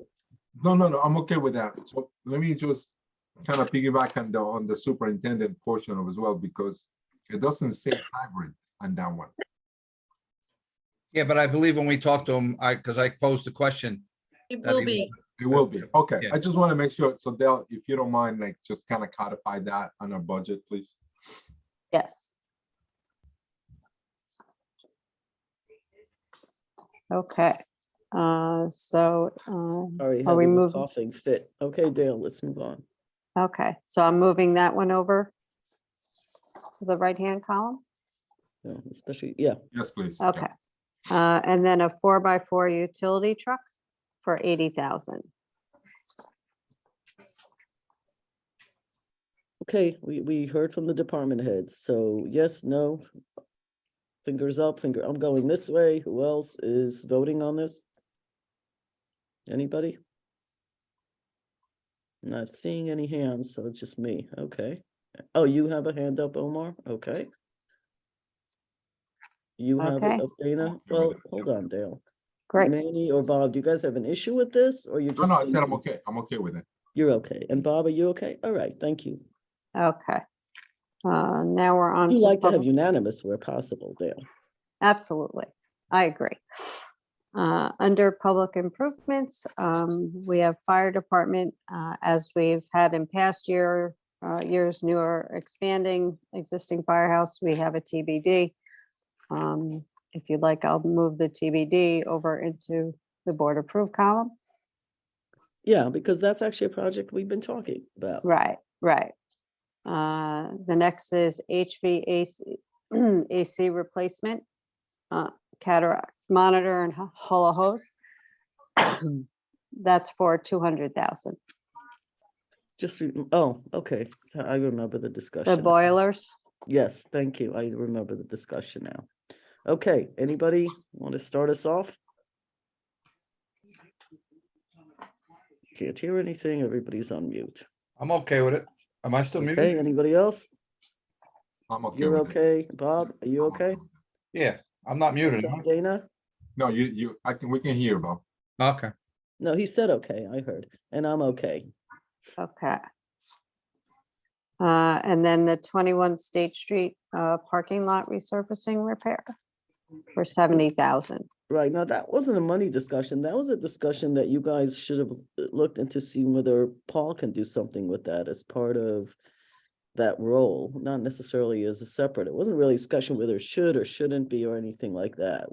I know that was only a day or two ago, so maybe you didn't get a chance to do I that. think, yeah, we didn't get a chance to circle back to Paul, but I think it was the general consensus that we should ask him to look at it as part of their general paving program for the calendar year, rather than have it as a standalone capital project. Dale, does that sound like it would be possible?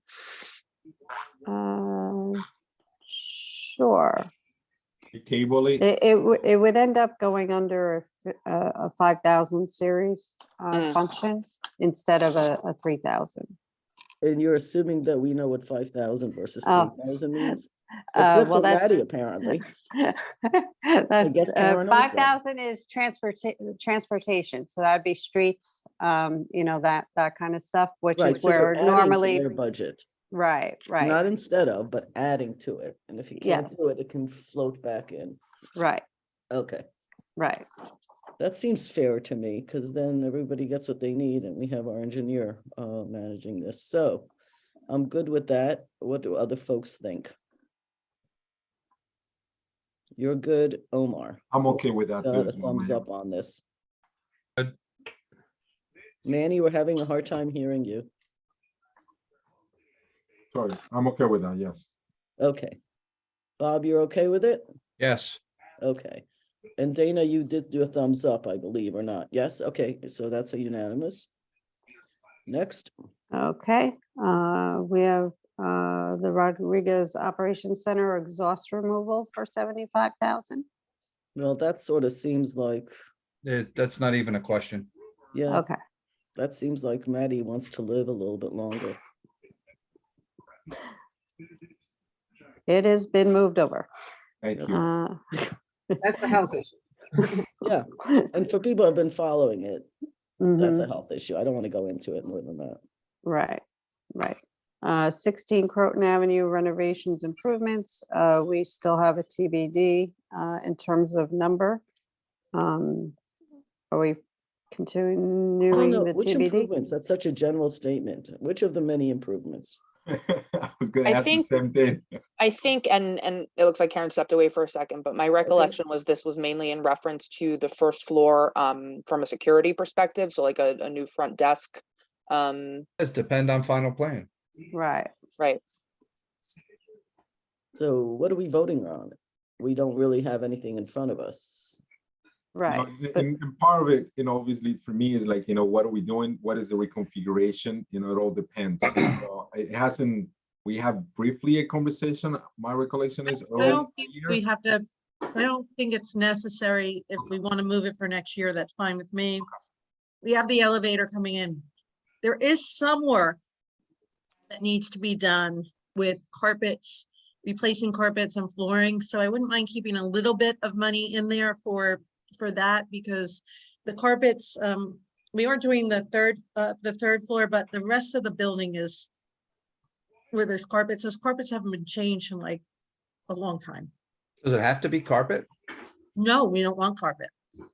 I'd like to change it so that it's an easier to clean floor. You make that nice wood What- texture. what the clerk vinyl. has. Yep. Yeah, It should match what the clerk has. Why would we do something different? that's Um, basically what I would like to replace the carpets with that. And that's a considerably less of an expense. So, for but where is we have is carpet. that, is that something that we can take out of general fund? Because we don't know exactly how much that's gonna be. We correct? could use that out of contingency. It's not a problem. Okay. But I just Mhm. want to caveat that the one thing I would like to get done. That's fine. I'm okay with that concept. But Yeah. I don't, So we all learned during COVID that rugs actually for viruses are a bad thing. So it's time to move over. These are also waterproof for humidity issues. So a lot of people use them in their built out basements and deck, whatever. So I'm good. Anybody else? All right, we're good. Everybody Okay, else is good? Can't see anybody, but Okay, I'm seeing a head shake. We got a majority. Okay. Excuse All me. Joe, right. gotta move forward because I'm literally losing my voice as this Oh, is. no. Okay, I'm going. So next group of categories are our public use improvements, downtown revitalization. So these are all the DRI projects Approved. listed. I on would here? like to suggest that we prove it in total and not go line by line unless you Right. want to do it for the public record, because A, we don't even know which ones have seriously been approved, but probably 10 of them will be approved. And Right. the ones that aren't, we will have to figure out what to do, but these have been discussed ad infinitum. Is Right. everybody okay with that, or do you want to go line by line, which I'm fine Aye. with too? Okay with that, Mayor. I second that motion. Okay, and I think we have a unanimous on this. Fabulous. December, everybody, if you pray, go pray. Great. Okay. That leads us into recreation and parks improvements. For the first item, we have a digital message sign for the corner of Broadway and Route 9 for 70,000. Okay, I don't always want to go first, so does anybody have an opinion? I'm I- okay with that. I'm okay with it. I'm glad to see I think we're high on a number, but I'd rather be high than low. But I'm okay with it. Anybody else? You I okay? mean, for me, it's nice to have. It's not a has to have, but I'm gonna read that as a sort of a soft no. Manny? I said, no, I'm okay with that, Mayor. Okay, we have a majority anyway, but I'm not gonna not say. I sort of, on Dana's boat, the issue for me is that we have so many major projects. I don't want this taking away from the same people that have to do the community center and all that. So Karen, this is one of those projects that I think many of us thought it was a good idea, but that's before we had 12 major DRI projects. And we might get other projects, and then we have the community center that's Sandy Gallo's money, and then we have the waterfront and solar panels. And I just have to say that you guys put a budget in. It is my concern, with all due respect, that you are not going to have enough people to do all this stuff. And then we're going to be sitting in meetings that say, hey, there's a lot of stuff. We're really sorry if we didn't get this detail or that detail. I don't want to mess up details on some of these things. So I appreciate the aggressive stance. I will actually lean towards voting for this because I think we've discussed this for a number of years, but this is not a high priority. All these other things, the big picture stuff is life-changing. If this has to wait, it has to wait. It's not going to change someone's life. It will make somebody's life a little bit better in the sense of information, but we also have a whole signage program and all that. So I am just stating it. I probably should have started the meeting with this. I am really concerned in total at a macro level about the number of major projects that aren't necessarily adjacent to one another, that are different, all using a very small staff, and I don't want consultants running this village. So I'm just going to put it out there that this is one of those projects where I'm like 50-50, but let's try for it. It's at the community center. We're investing so much. But to Dana's point, it's a nice to have, not a must have. And this year, I know we already have a majority, but I just wanted to state, I don't like to shy away from putting my commentary, but I do also want to do prioritization on these things. And Bob may be right, given what the costs are today. I don't know where it's going to come. It seems high, but maybe that's because you all know that things are just so expensive now, and they're not going to get cheaper next year, by the way. So I don't think we think that. All right, so I said my piece. Dale? You can assign me to project manager. I'll be more than happy to take that over. Yeah, can't really do that, Bob. Not as long as you're a trustee. Sorry. Can I put glasses and a mustache? Oh, I already have the mustache. Yeah. Sorry about that. Okay. So that is Dale? over in, that's over in the approved column. Yeah. There is, No, it's about prioritization. Okay, we've got to prioritize stuff. Mhm. I don't want to hear that this is preventing some other thing from happening because it's, it makes more sense at exactly this time. That's not what's going to work for us. Okay. And I think Dana had a very strong point.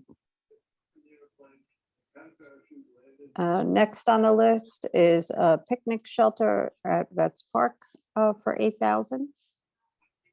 feels like something we should be doing. I haven't had a chance to go look at it, but today it was like raining after the Veterans Day event, so I'll do that another time, but it feels okay. Anybody have a problem with that? Is everybody good with this? Somebody like do one of these so that I don't have to keep asking. Okay, me, Manny, Dana, Omar, and it looks like Bob, you're a yes? Okay. All righty. Next is the HVAC for the kiosk at the Henry Gordine Park for Why am 12,000. I forgetting this one? I think. What the heck? What Where is is it? that? Why am I not seeing it? We had been approached by the Bigfoot Creamery folks about potentially adding air conditioning as they, you know, are contemplating a new lease agreement with us. So, you know, I think it was discussed at the time potentially that the owners of the business might be able to offset some of the expense in an enhanced lease payment, but I don't think we got much farther than that with them. Well, can we put a caveat that it's only if they pay more? Because I don't think our job is to set up a business for a business. Like, because they sell ice cream, the next person that rents it might sell shoes. I don't know what the heck Well, they're gonna sell. the issue of this was that we had a very hot summer. So the issue is this is a heating and cooling system. I don't know that you would need the heating so much, but it's not extra really. But it's basically an air conditioner. Because it just gets very hot to run the business during the summer. So the high end cost for this would be $40,000, but as we discussed last time, it's unlikely that we'd need to run more conduit because we have 100 amps, so it's probably going to be strong enough to do it. And then I think the air conditioner really is probably no matter who used it, depending on when they were using it. So it's not specific to the business. It was just more of you know, it's just hard to work when it's 100 degrees. That said, you I know, agree that, you know, we built this kiosk, we're leasing it out, and I think it's the village's job to make it comfortable enough to work in. Whatever you're doing in there, whatever you're selling or whoever is leasing it, you know, But it's. and that is, Oh, I that it don't could agree be with part that. of a lease discussion too, in terms of we're renewing the lease, it may impact the rent on the lease. You could structure it that way, but I don't agree with the statement that it's our responsibility to make it comfortable for them. I think there has to be a partnership with the person leasing, especially since they sell ice cream. If they were selling something else, if they were selling coffee, this wouldn't be as big of a deal. And by the way, on hot days, they make a lot more money. So if I could just suggest that we have a partnership where we partake and that they also come up with something. And see if we can make that happen. Who's and look, I know those units because I have them in my home. I installed that myself. But what is the electricity bill? We are paying for that, correct? Yeah, we would, so that would have to be factored in too. So probably the best way to do it is we can look at the cost and then maybe incorporate that as we renegotiate the lease. Yeah. I mean, we want it to be comfortable, but this is something we own and we build, and they don't share their profits with us. It's not that kind. It's, you know, so I think there has to be a little bit of a two-way here. So you guys have to figure out what that might look like. Yeah, I think that's, you know, we can work out. I would think that based on the cost of this, that it likely won't cost $40,000, that we could work out. You know, and if it costs $40,000, I think that the thought was we would maybe get some fans and everything. There's a limit to how much we can probably realistically invest in a kiosk. But we did want to look at it because, you know, it's 100 degrees out, and they'll sell more ice cream, but they'll probably be happier if they're comfortable doing it. And I think it's perfectly acceptable given that this is a municipal service. We have to also offset the impact that we have to taxpayers in terms of a gift of public funds. So I think there's a way to make that a fair deal for everybody involved. I think that's where we will all And go. then we will have to anticipate, you know, we'll run some numbers on what we anticipate the increase in electricity would be.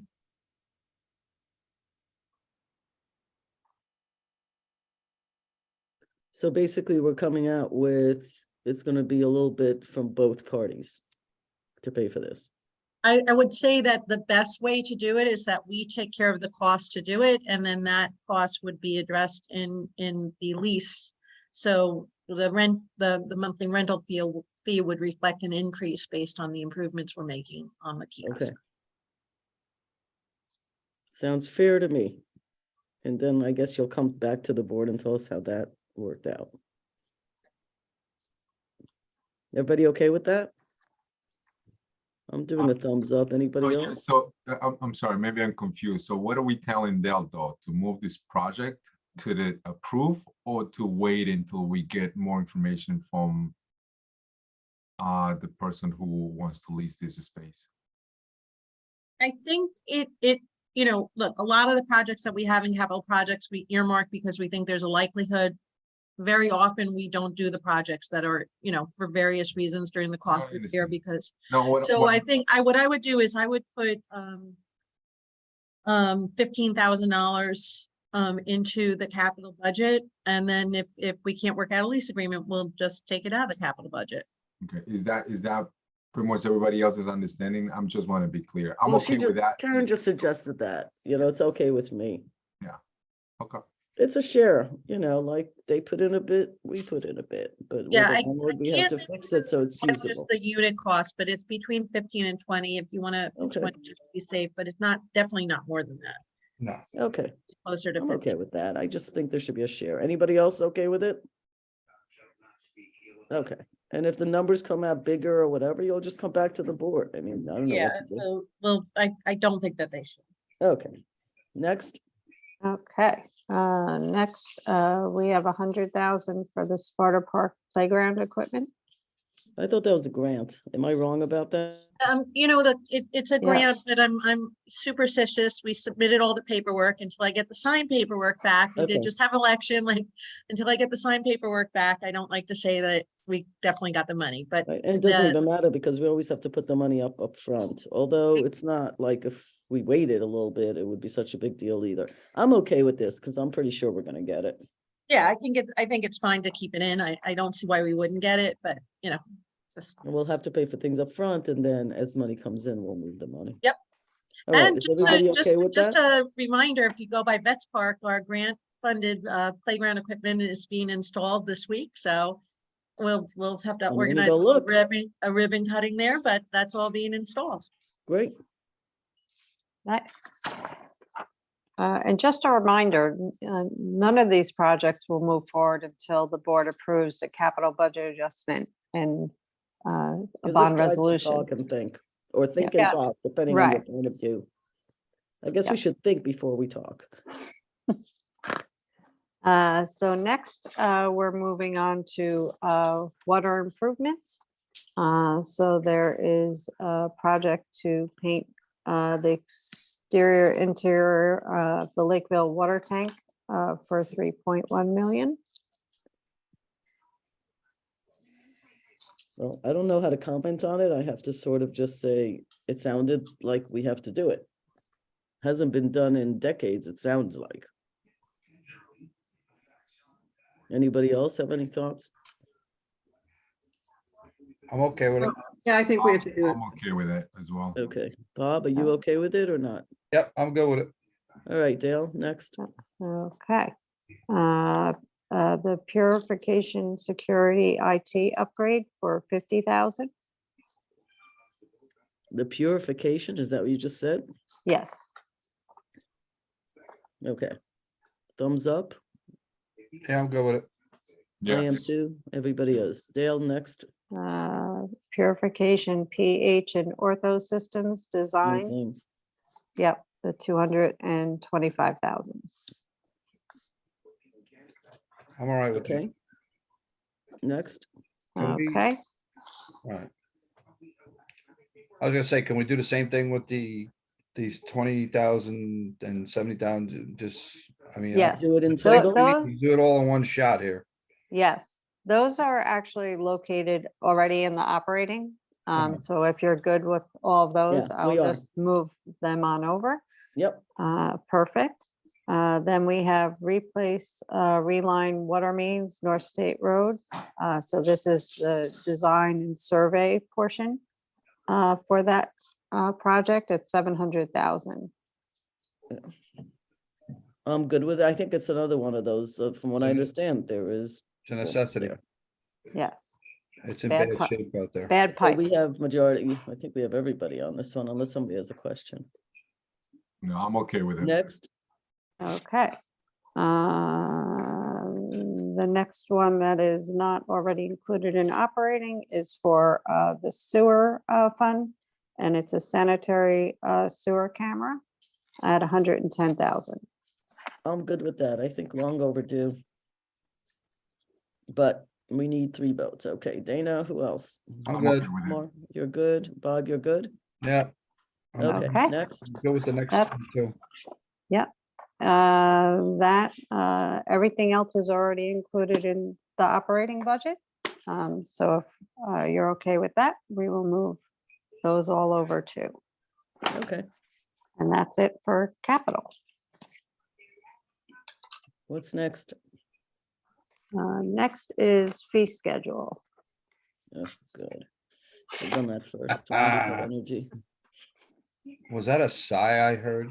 Yeah, because like, look at me, I'm about to fall onto my computer here. The good news is we only have a handful of proposed changes in here, right, Oh, Dale? okay. That is correct. Yeah. 'Cause I'm like, look at me, I'm like, if you see my head drop on the laptop, let me know. I can presume, okay, I see, shaded ones are the changes. Yeah. Thank you. Yes. Exactly. Yep. So the Insert. first I can insert foot.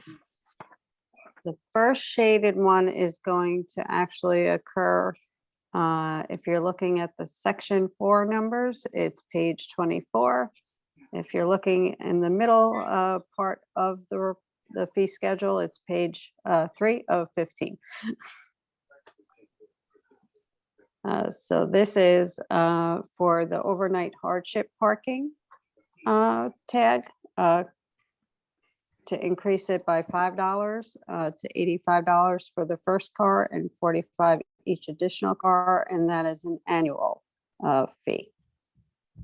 And this is, oh, I'm just gonna ask the question. I think we all know what the fees were, but I think maybe for in the future, just to have what 22's prices were. So we could just say, okay, it's only $5 bump instead of having to explain it. Yeah, I think I did that on the others.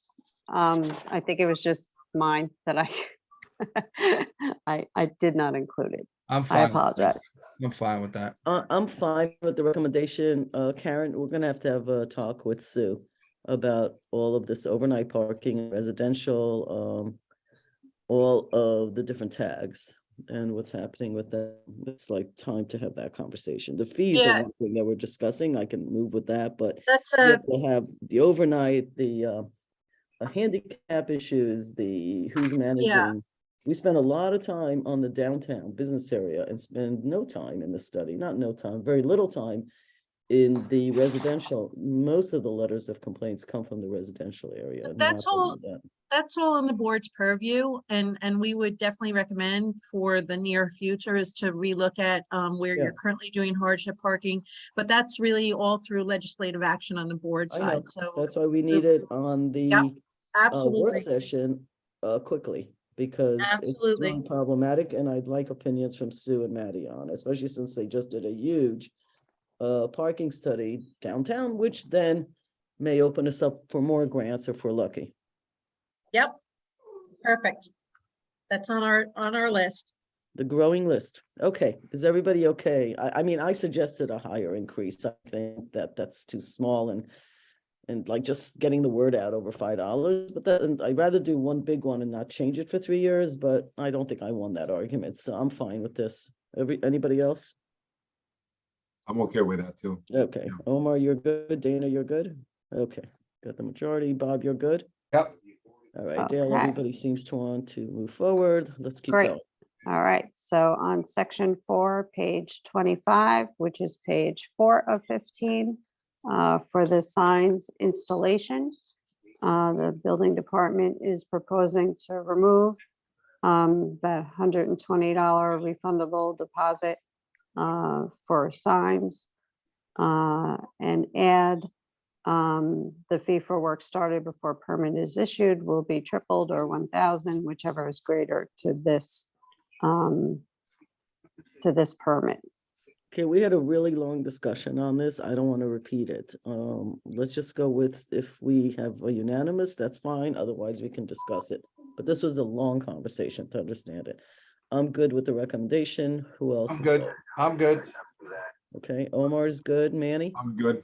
Okay, Dana? You're good. Next. Right. Okay, so on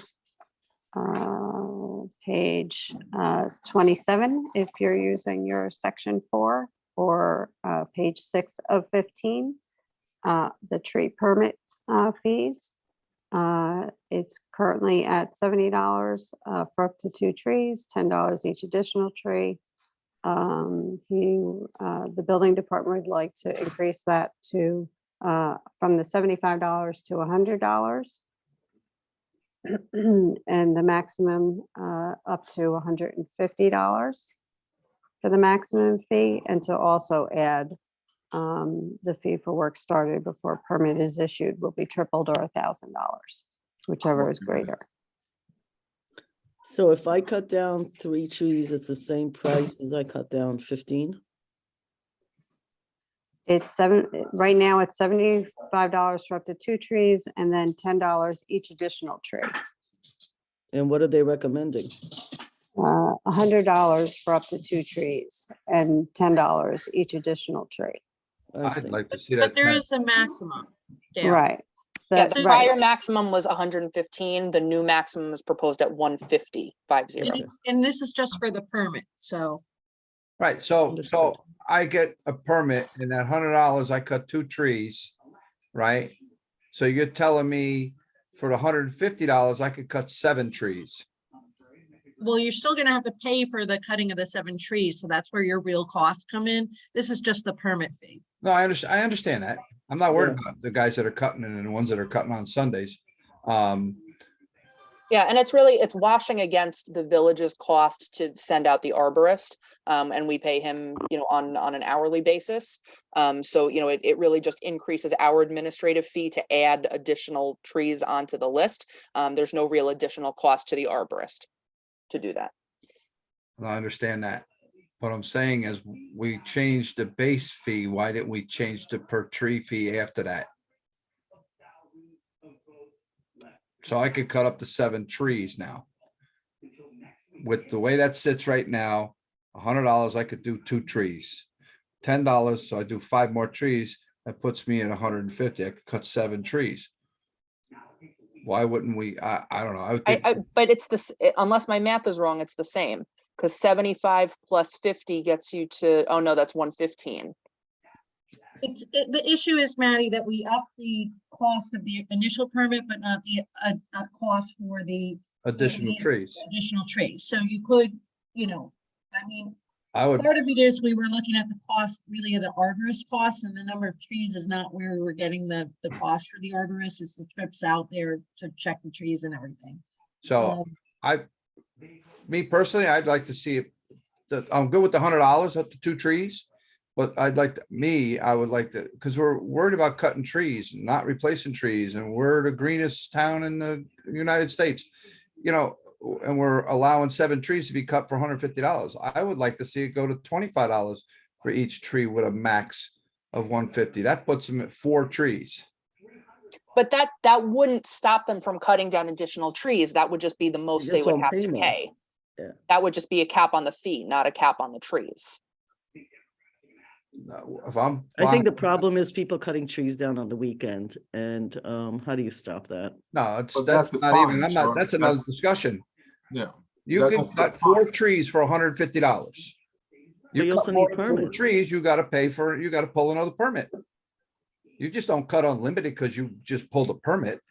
But that's not my No, understanding. My understanding is that 150 is the maximum fee, whether you're cutting down 7 or 12.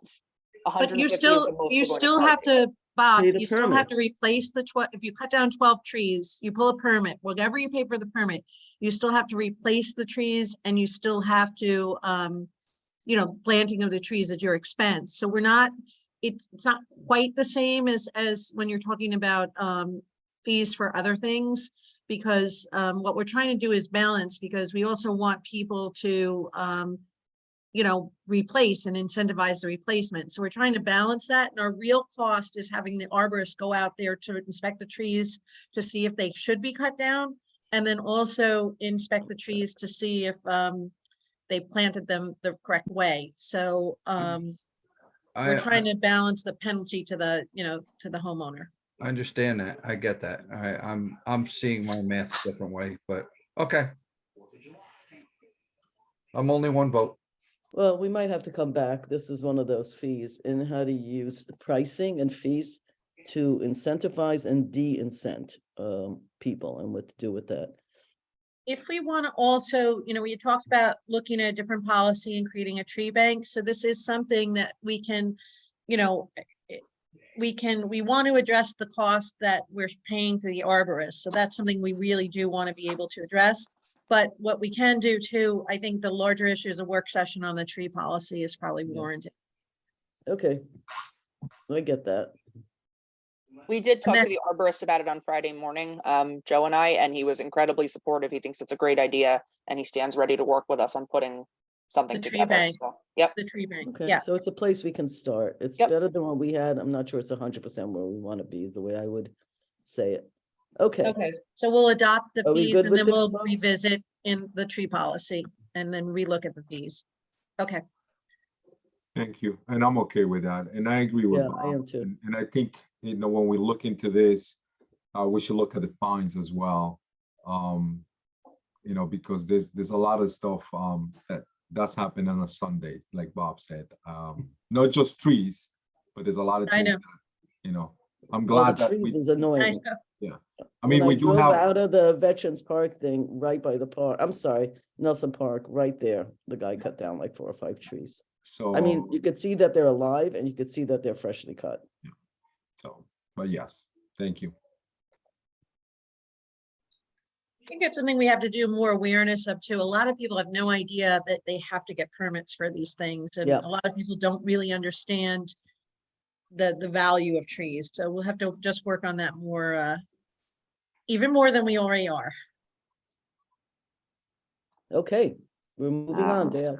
All right, so included on this page were just 2 fees that were previously located under the planning department that we are just moving to be under the building department. Yes. Okay, so if we move on to page 30, if you're looking at section 4 or page 9 of 15 for our towing and storage. There is a added proposed fee for $75 for the tow hookup fee, which I believe we might actually be doing in 2022 now. Yeah, that's why too? Sue came. I think we had a lot of conversation about this. Yes. I don't think it needs to be redone, but for me, this is fine. And I'm Okay. glad it was brought to our attention. Sorry, refresh my memory. Do we have to change any laws on this? I think the law, I think there's still a tow law pending that needs to come back before the board, but I think the fee, just like most of the other local laws, refers to the fee schedule rather than having to go back and hold another public hearing on the law. So I think for this change, you're covered, but I think there's another iteration of the tow law coming. That's what, and something that obviously, and I know Karen, you had conversations with some of the tow companies in here and you said they all agree to the 75 was okay. So I'm gonna hold you to that. Well, Sue But- said that, but yeah. Yeah. So, but I'm That okay with was the Sue, concept. but yes, Yeah. yes. Okay, I'm okay Well, with the well, you concept. can hold me and Sue to it. That's fine. Yeah. So I'm okay with the concept. And again, we can always change the fees. But I think, the component for me and this one will be the low portion of what the local law will be. That's all. But yes, So 75. is that's fine. a yes on that. I'm a yes. Anybody else? Yeah, I'm good with it. Okay, anybody else? Yes, Omar? You're a Dale, yes. before we leave this Unanimous. page. Dale, let's move on. Yes. before we leave this page, just a question. Maddie, maybe you would know, or maybe you wouldn't know. The parking at the railroad station, the 1,100 for a non-resident, do we have a lot of those? Or you wouldn't know? I don't know, unfortunately. Because- That would be a clerk's office question. I'd like to see the resident parking be cut in half and added to the non-resident. Never Why? mind. Next. There are quite a few because the finance office does receive the reports each day from the clerk. But we can get you a number if you'd like. That's But that okay. other part's not going to happen. So if we move on to page 31 of section 4, which is page 10 of 15. Recreation superintendent had proposed increasing the pool open swim permit previously at $15 to $20. I'm okay with that. Got to pay for that chlorine. I'm good with it. Yeah, I don't think it's enough based on what they told, what Paul said chlorine went up, but. No, I know. For you guys to figure out, I'm fine with it, if that's what the staff is asking. I think they're underestimating. No, Okay. Next on page 32, which is 11 of 15, there are two proposed additions for ball field rental. Veterans Park Upper, Middle, Lower Fields, $25 per hour for a resident or $50 for non-resident. Veterans Park Upper Field with lights is $50 an hour for a resident, $100 per hour for a non-resident. And then Nelson Park Ball Field and Field B, $25 an hour per resident, $50 per hour for non-resident.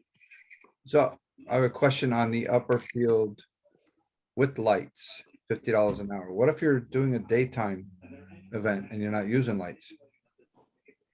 If I was going to rent it and I'd say, oh, I'm going to use the park, I'm having a softball tournament during the day or whatever. It's going to $50 an hour with lights, but I'm not playing with lights. I mean, if the average person might not ask that question, but to me, it seems kind of obvious. I don't know. I just didn't know if there was, I think, well, it might be, but that would then be in the But wouldn't it first be, right, because the first one says upper, middle, upper, middle, lower, and lower. and then lights are only available on the upper field, so that's the second choice. So you'd be Right. covered in the first section. Right. okay, but I want the upper field during the day. Yeah, you'd Oh, need no, 25 an sorry. hour instead of 50. I see it. It's, yeah, Yeah, my 4 o'clock, my 4:15 eyes are blurry right now. okay, I'm are we good. good with this? Yes. Yes? Yeah, I'm good. okay. Then the next proposed addition is picnic area rentals, Stone Park Playground, $70, resident, $150, non-resident. Veterans Park Fireplace Pavilion, $75 for a resident, $150 for a non-resident. Okay, good. It's fine with me. Anybody else? So I think, no, nothing else on this one. To me, it's obviously against, this is always on the weekends. Or maybe like after, in the afternoons, maybe, I don't know, during the summer. To me, will be more enforcement. How do we enforce this? Right, How do we check this on a Sunday? Sunday afternoon, I can go to any of the parks, just bring my, food and just start barbecuing. Sure, it's just enforcement portion on here. That's all I have. that's yet another discussion for a work session, in my opinion. It's No, all I about- agree. and I'm it's okay also with the the fees. town. I'm just concerned about enforcement. Yeah. Okay, but in this budget piece with the fees. No, are I'm we okay. good? I'm okay. Yeah. So am I? Anybody else? I'm fine. Okay, Okay, next. so next is page 33, which is 12 of 15, and these are the new rate structures with the 5% increase for our sewer rates and our water rates, including the blended rates. As we move forward into the new year, we blend a mix of the 2022 rate and the 2023 rate as we move forward. But this is So- based on the 5%, correct? That's what- Yes, So, yep. I mean, Mhm. not much. I mean, I'm okay with that, unless we lower the 5% or higher the 5%. Go higher. These fees will change. So I'm okay with a 5% increase. So am I. Anybody else? Okay, Dale? Okay, that concludes our fee schedule discussion.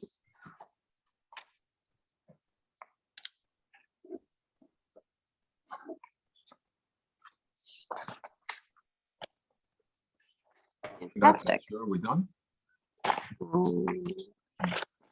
If there's anything anybody else needs to discuss, now would be the time. Okay, I'm gonna kick it off. First of all, thank you, everybody. I wasn't really, if anybody sees and says, why are you rushing? We're not rushing. We have had these conversations. At no time should we be looking at budgets and items for the first time. They should always be something that's been discussed, either as a need, an emergency, a future investment, et cetera, et cetera. So not really rushing, because these are discussion points and things that we need more info. We'll do work sessions and people can follow up. I do want to reiterate my comment earlier as my closing comment that we have a dozen, probably more than 20 major projects in the next 2 years that are going to require all hands on deck. And I would really like the staff and the manager's office to really focus on those investments and to focus on code enforcement.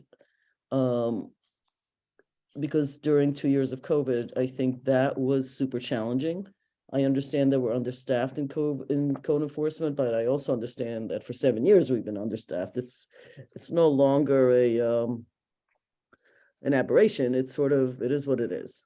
But I really think things that are not related to the major initiative should be thought about twice and not take time away. The legal time, the staff time, the consultants' time. We're going to have a bunch of things. Some are really adjacent to one another. Some really aren't.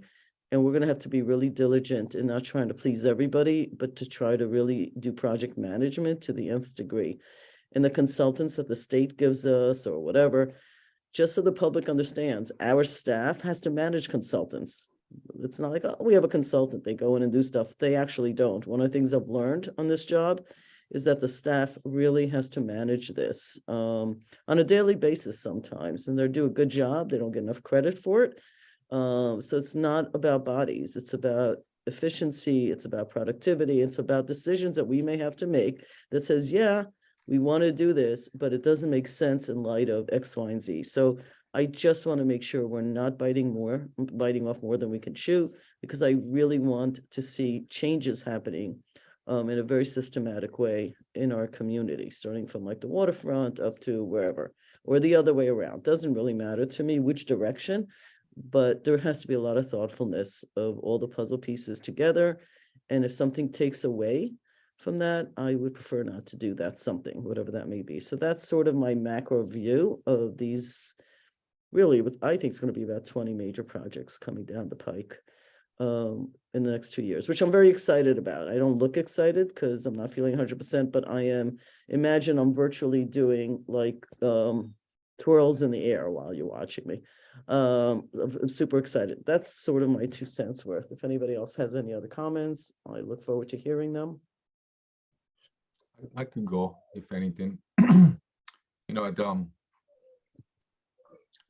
It's always, we have said this before, it's like, this is, to me, I mean, I love going through budgets. I'm still not done. I'm still going to go over that over the weekend, more stuff into that, and I'll maybe call in Dell to kind of see where we at and something like that. But anyway, I'm excited seeing this budget. I'm excited that, all the hard work that the staff has done in our behalf for our community, seeing all these projects is a major, crazy improvement in a lot of stuff that I think is well to come. I'm going to agree with the mayor. This goes back a little bit in previous conversations that I had with staff. A master plan. What is that master plan? What does that look like? And to me, I'm going to agree. And the mayor is like, if it's something doesn't fit in that box or in the master plan that we are trying to develop in relationship to a project or a capital portion that is there, that should be put down in the bottom of that list in a way. But just keep in mind, this is the 5 of us.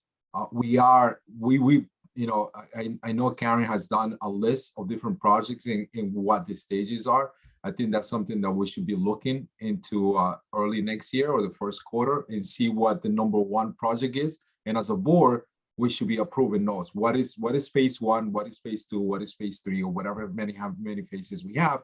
But that's a board decision that we all should be part of that. That we all should be making sure what the stages of the projects are and how do they relate those projects within each other. So, and I think that's something that we can look, I'm hoping, the first quarter of next year. Thank you, Deputy Mayor. Anybody else? You're not obligated to say something. I didn't imply that you are. I know we're finishing a little early. There's nothing wrong with that. Is this the But time? please speak up if there's something you would like to add. The chair of the Environmental Advisory Council, Kate Schlott, had put in a budget request. Oh, Um, you know how much? $2,000 to hire interns from Ossining High School to assist with environmental projects between the spring and fall of 2023. The EAC is moving forward with completing the natural resources inventory and will require assistance with field observations, data collection, and paperwork. So this would be an excellent opportunity for some young people with environmental interest from the high school. So I don't, Yes, you know, it's not a lot of money, so I don't know where this will we, go. we can accommodate that. We also may be able to, we have the biggest challenge we had was finding the interns, but Yeah. hopefully this year will be a little different. But because this also fits into our like summer youth employment programs and other things that we get funded for, it is possible that we won't need, we can easily, I think, accommodate that money into, we could put it under the land use board training budget, or where, their whatever budget line we need to put it under. Dale will know that, and we'll just incorporate it. There's a chance we may not even need to use it. So somebody should just write back to her and say, we understand you wanted X, and that's fine. We will find the money for you, and let's move forward. Right now. Are there any other committee requests? That's a good point. We didn't even ask that question. No? Okay. I'm sure we will get them. Late, but, and we do tell everybody that, we do the budgets every year around this time, but okay. I'll chime in with some final thoughts. Please, So, first, thank you to Karen and Maddie and Dale and Liz for all the work, and many others. Those are just the folks that are on the call right now, for all the work that goes into this particular document. It's a lot. Number two, one of the things that I have really appreciated now that I'm in year 3 of the role is that part of what makes going through the budget so complicated is that it's not just saying, what do we want to spend money on next year? Because there are some projects like the Indian Point water treatment plant that have been going on for a long time and will go on for a long time. And our job is just to steward the next step in the process. And there are some things that are a one-time expense. We buy them next year and it's done. And so understanding the story of the village through the budget, of what our big priorities are, of what the dependencies are. We want to do this, but first we have to fund that. And what about this? And all of those things are really complicated. And as I understand the village manager and the work of village staff, a lot of it is juggling. So it's that, like right now I have to put a little bit of attention to the road diet. Okay, that was a few hours this week. And now we move on to the air conditioner at the ice cream stand. And that's going to be, and sometimes things go on for an extended period of time, like COVID went on forever. But for the most part, it's a lot of juggling. And so it takes people that are very organized and diligent and know how to prioritize. And our job is to be able to provide feedback and approve budgets and things like that. But it's mostly to be able to say, how can we be helpful? How can we be helpful to the folks that live in the community? How can we be helpful to the staff when it comes to getting all of these things done? And I'm really grateful to be in this position where there are many other communities, you don't have to look too far in the county, where when they're having budget conversations, those are very tough conversations. And ours, while they can sometimes get spicy, are not by and far about really the substance of the work. We have a healthy fund. We have great projects that we're moving forward on. There's a lot of energy, and I'm very grateful that we have a board that works together well. We don't have to always agree. In fact, that's what makes us work well, is that we have different perspectives. We don't always agree. And I'm grateful to cap off this action-packed budget with you all tonight. So thank you, everybody.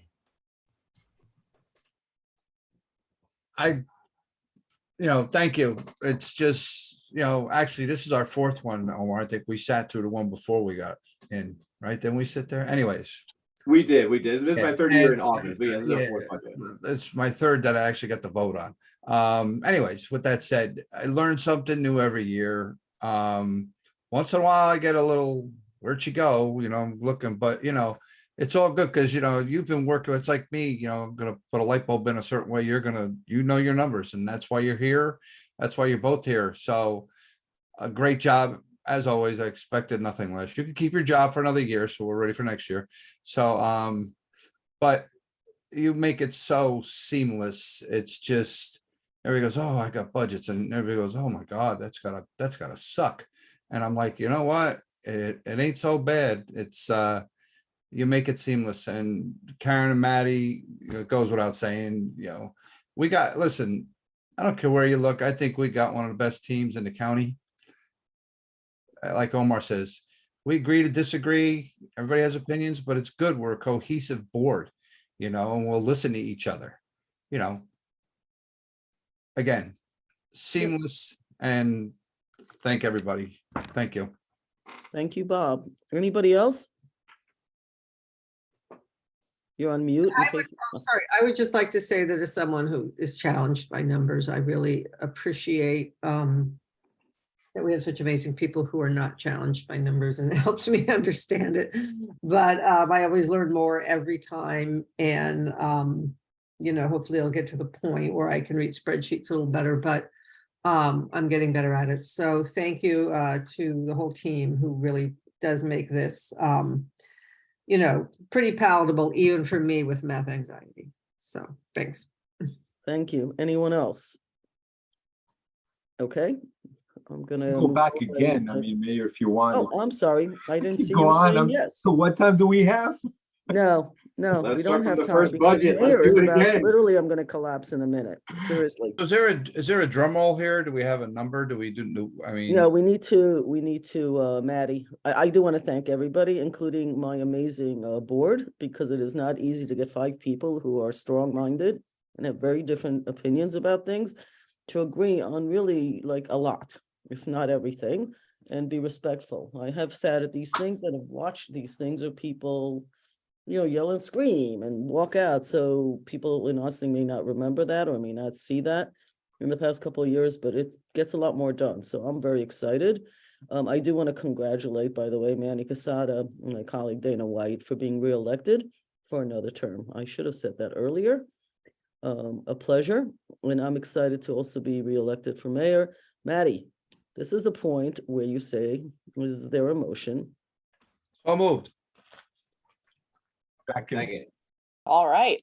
Okay, so all those in favor of closing this meeting? Aye. Say aye.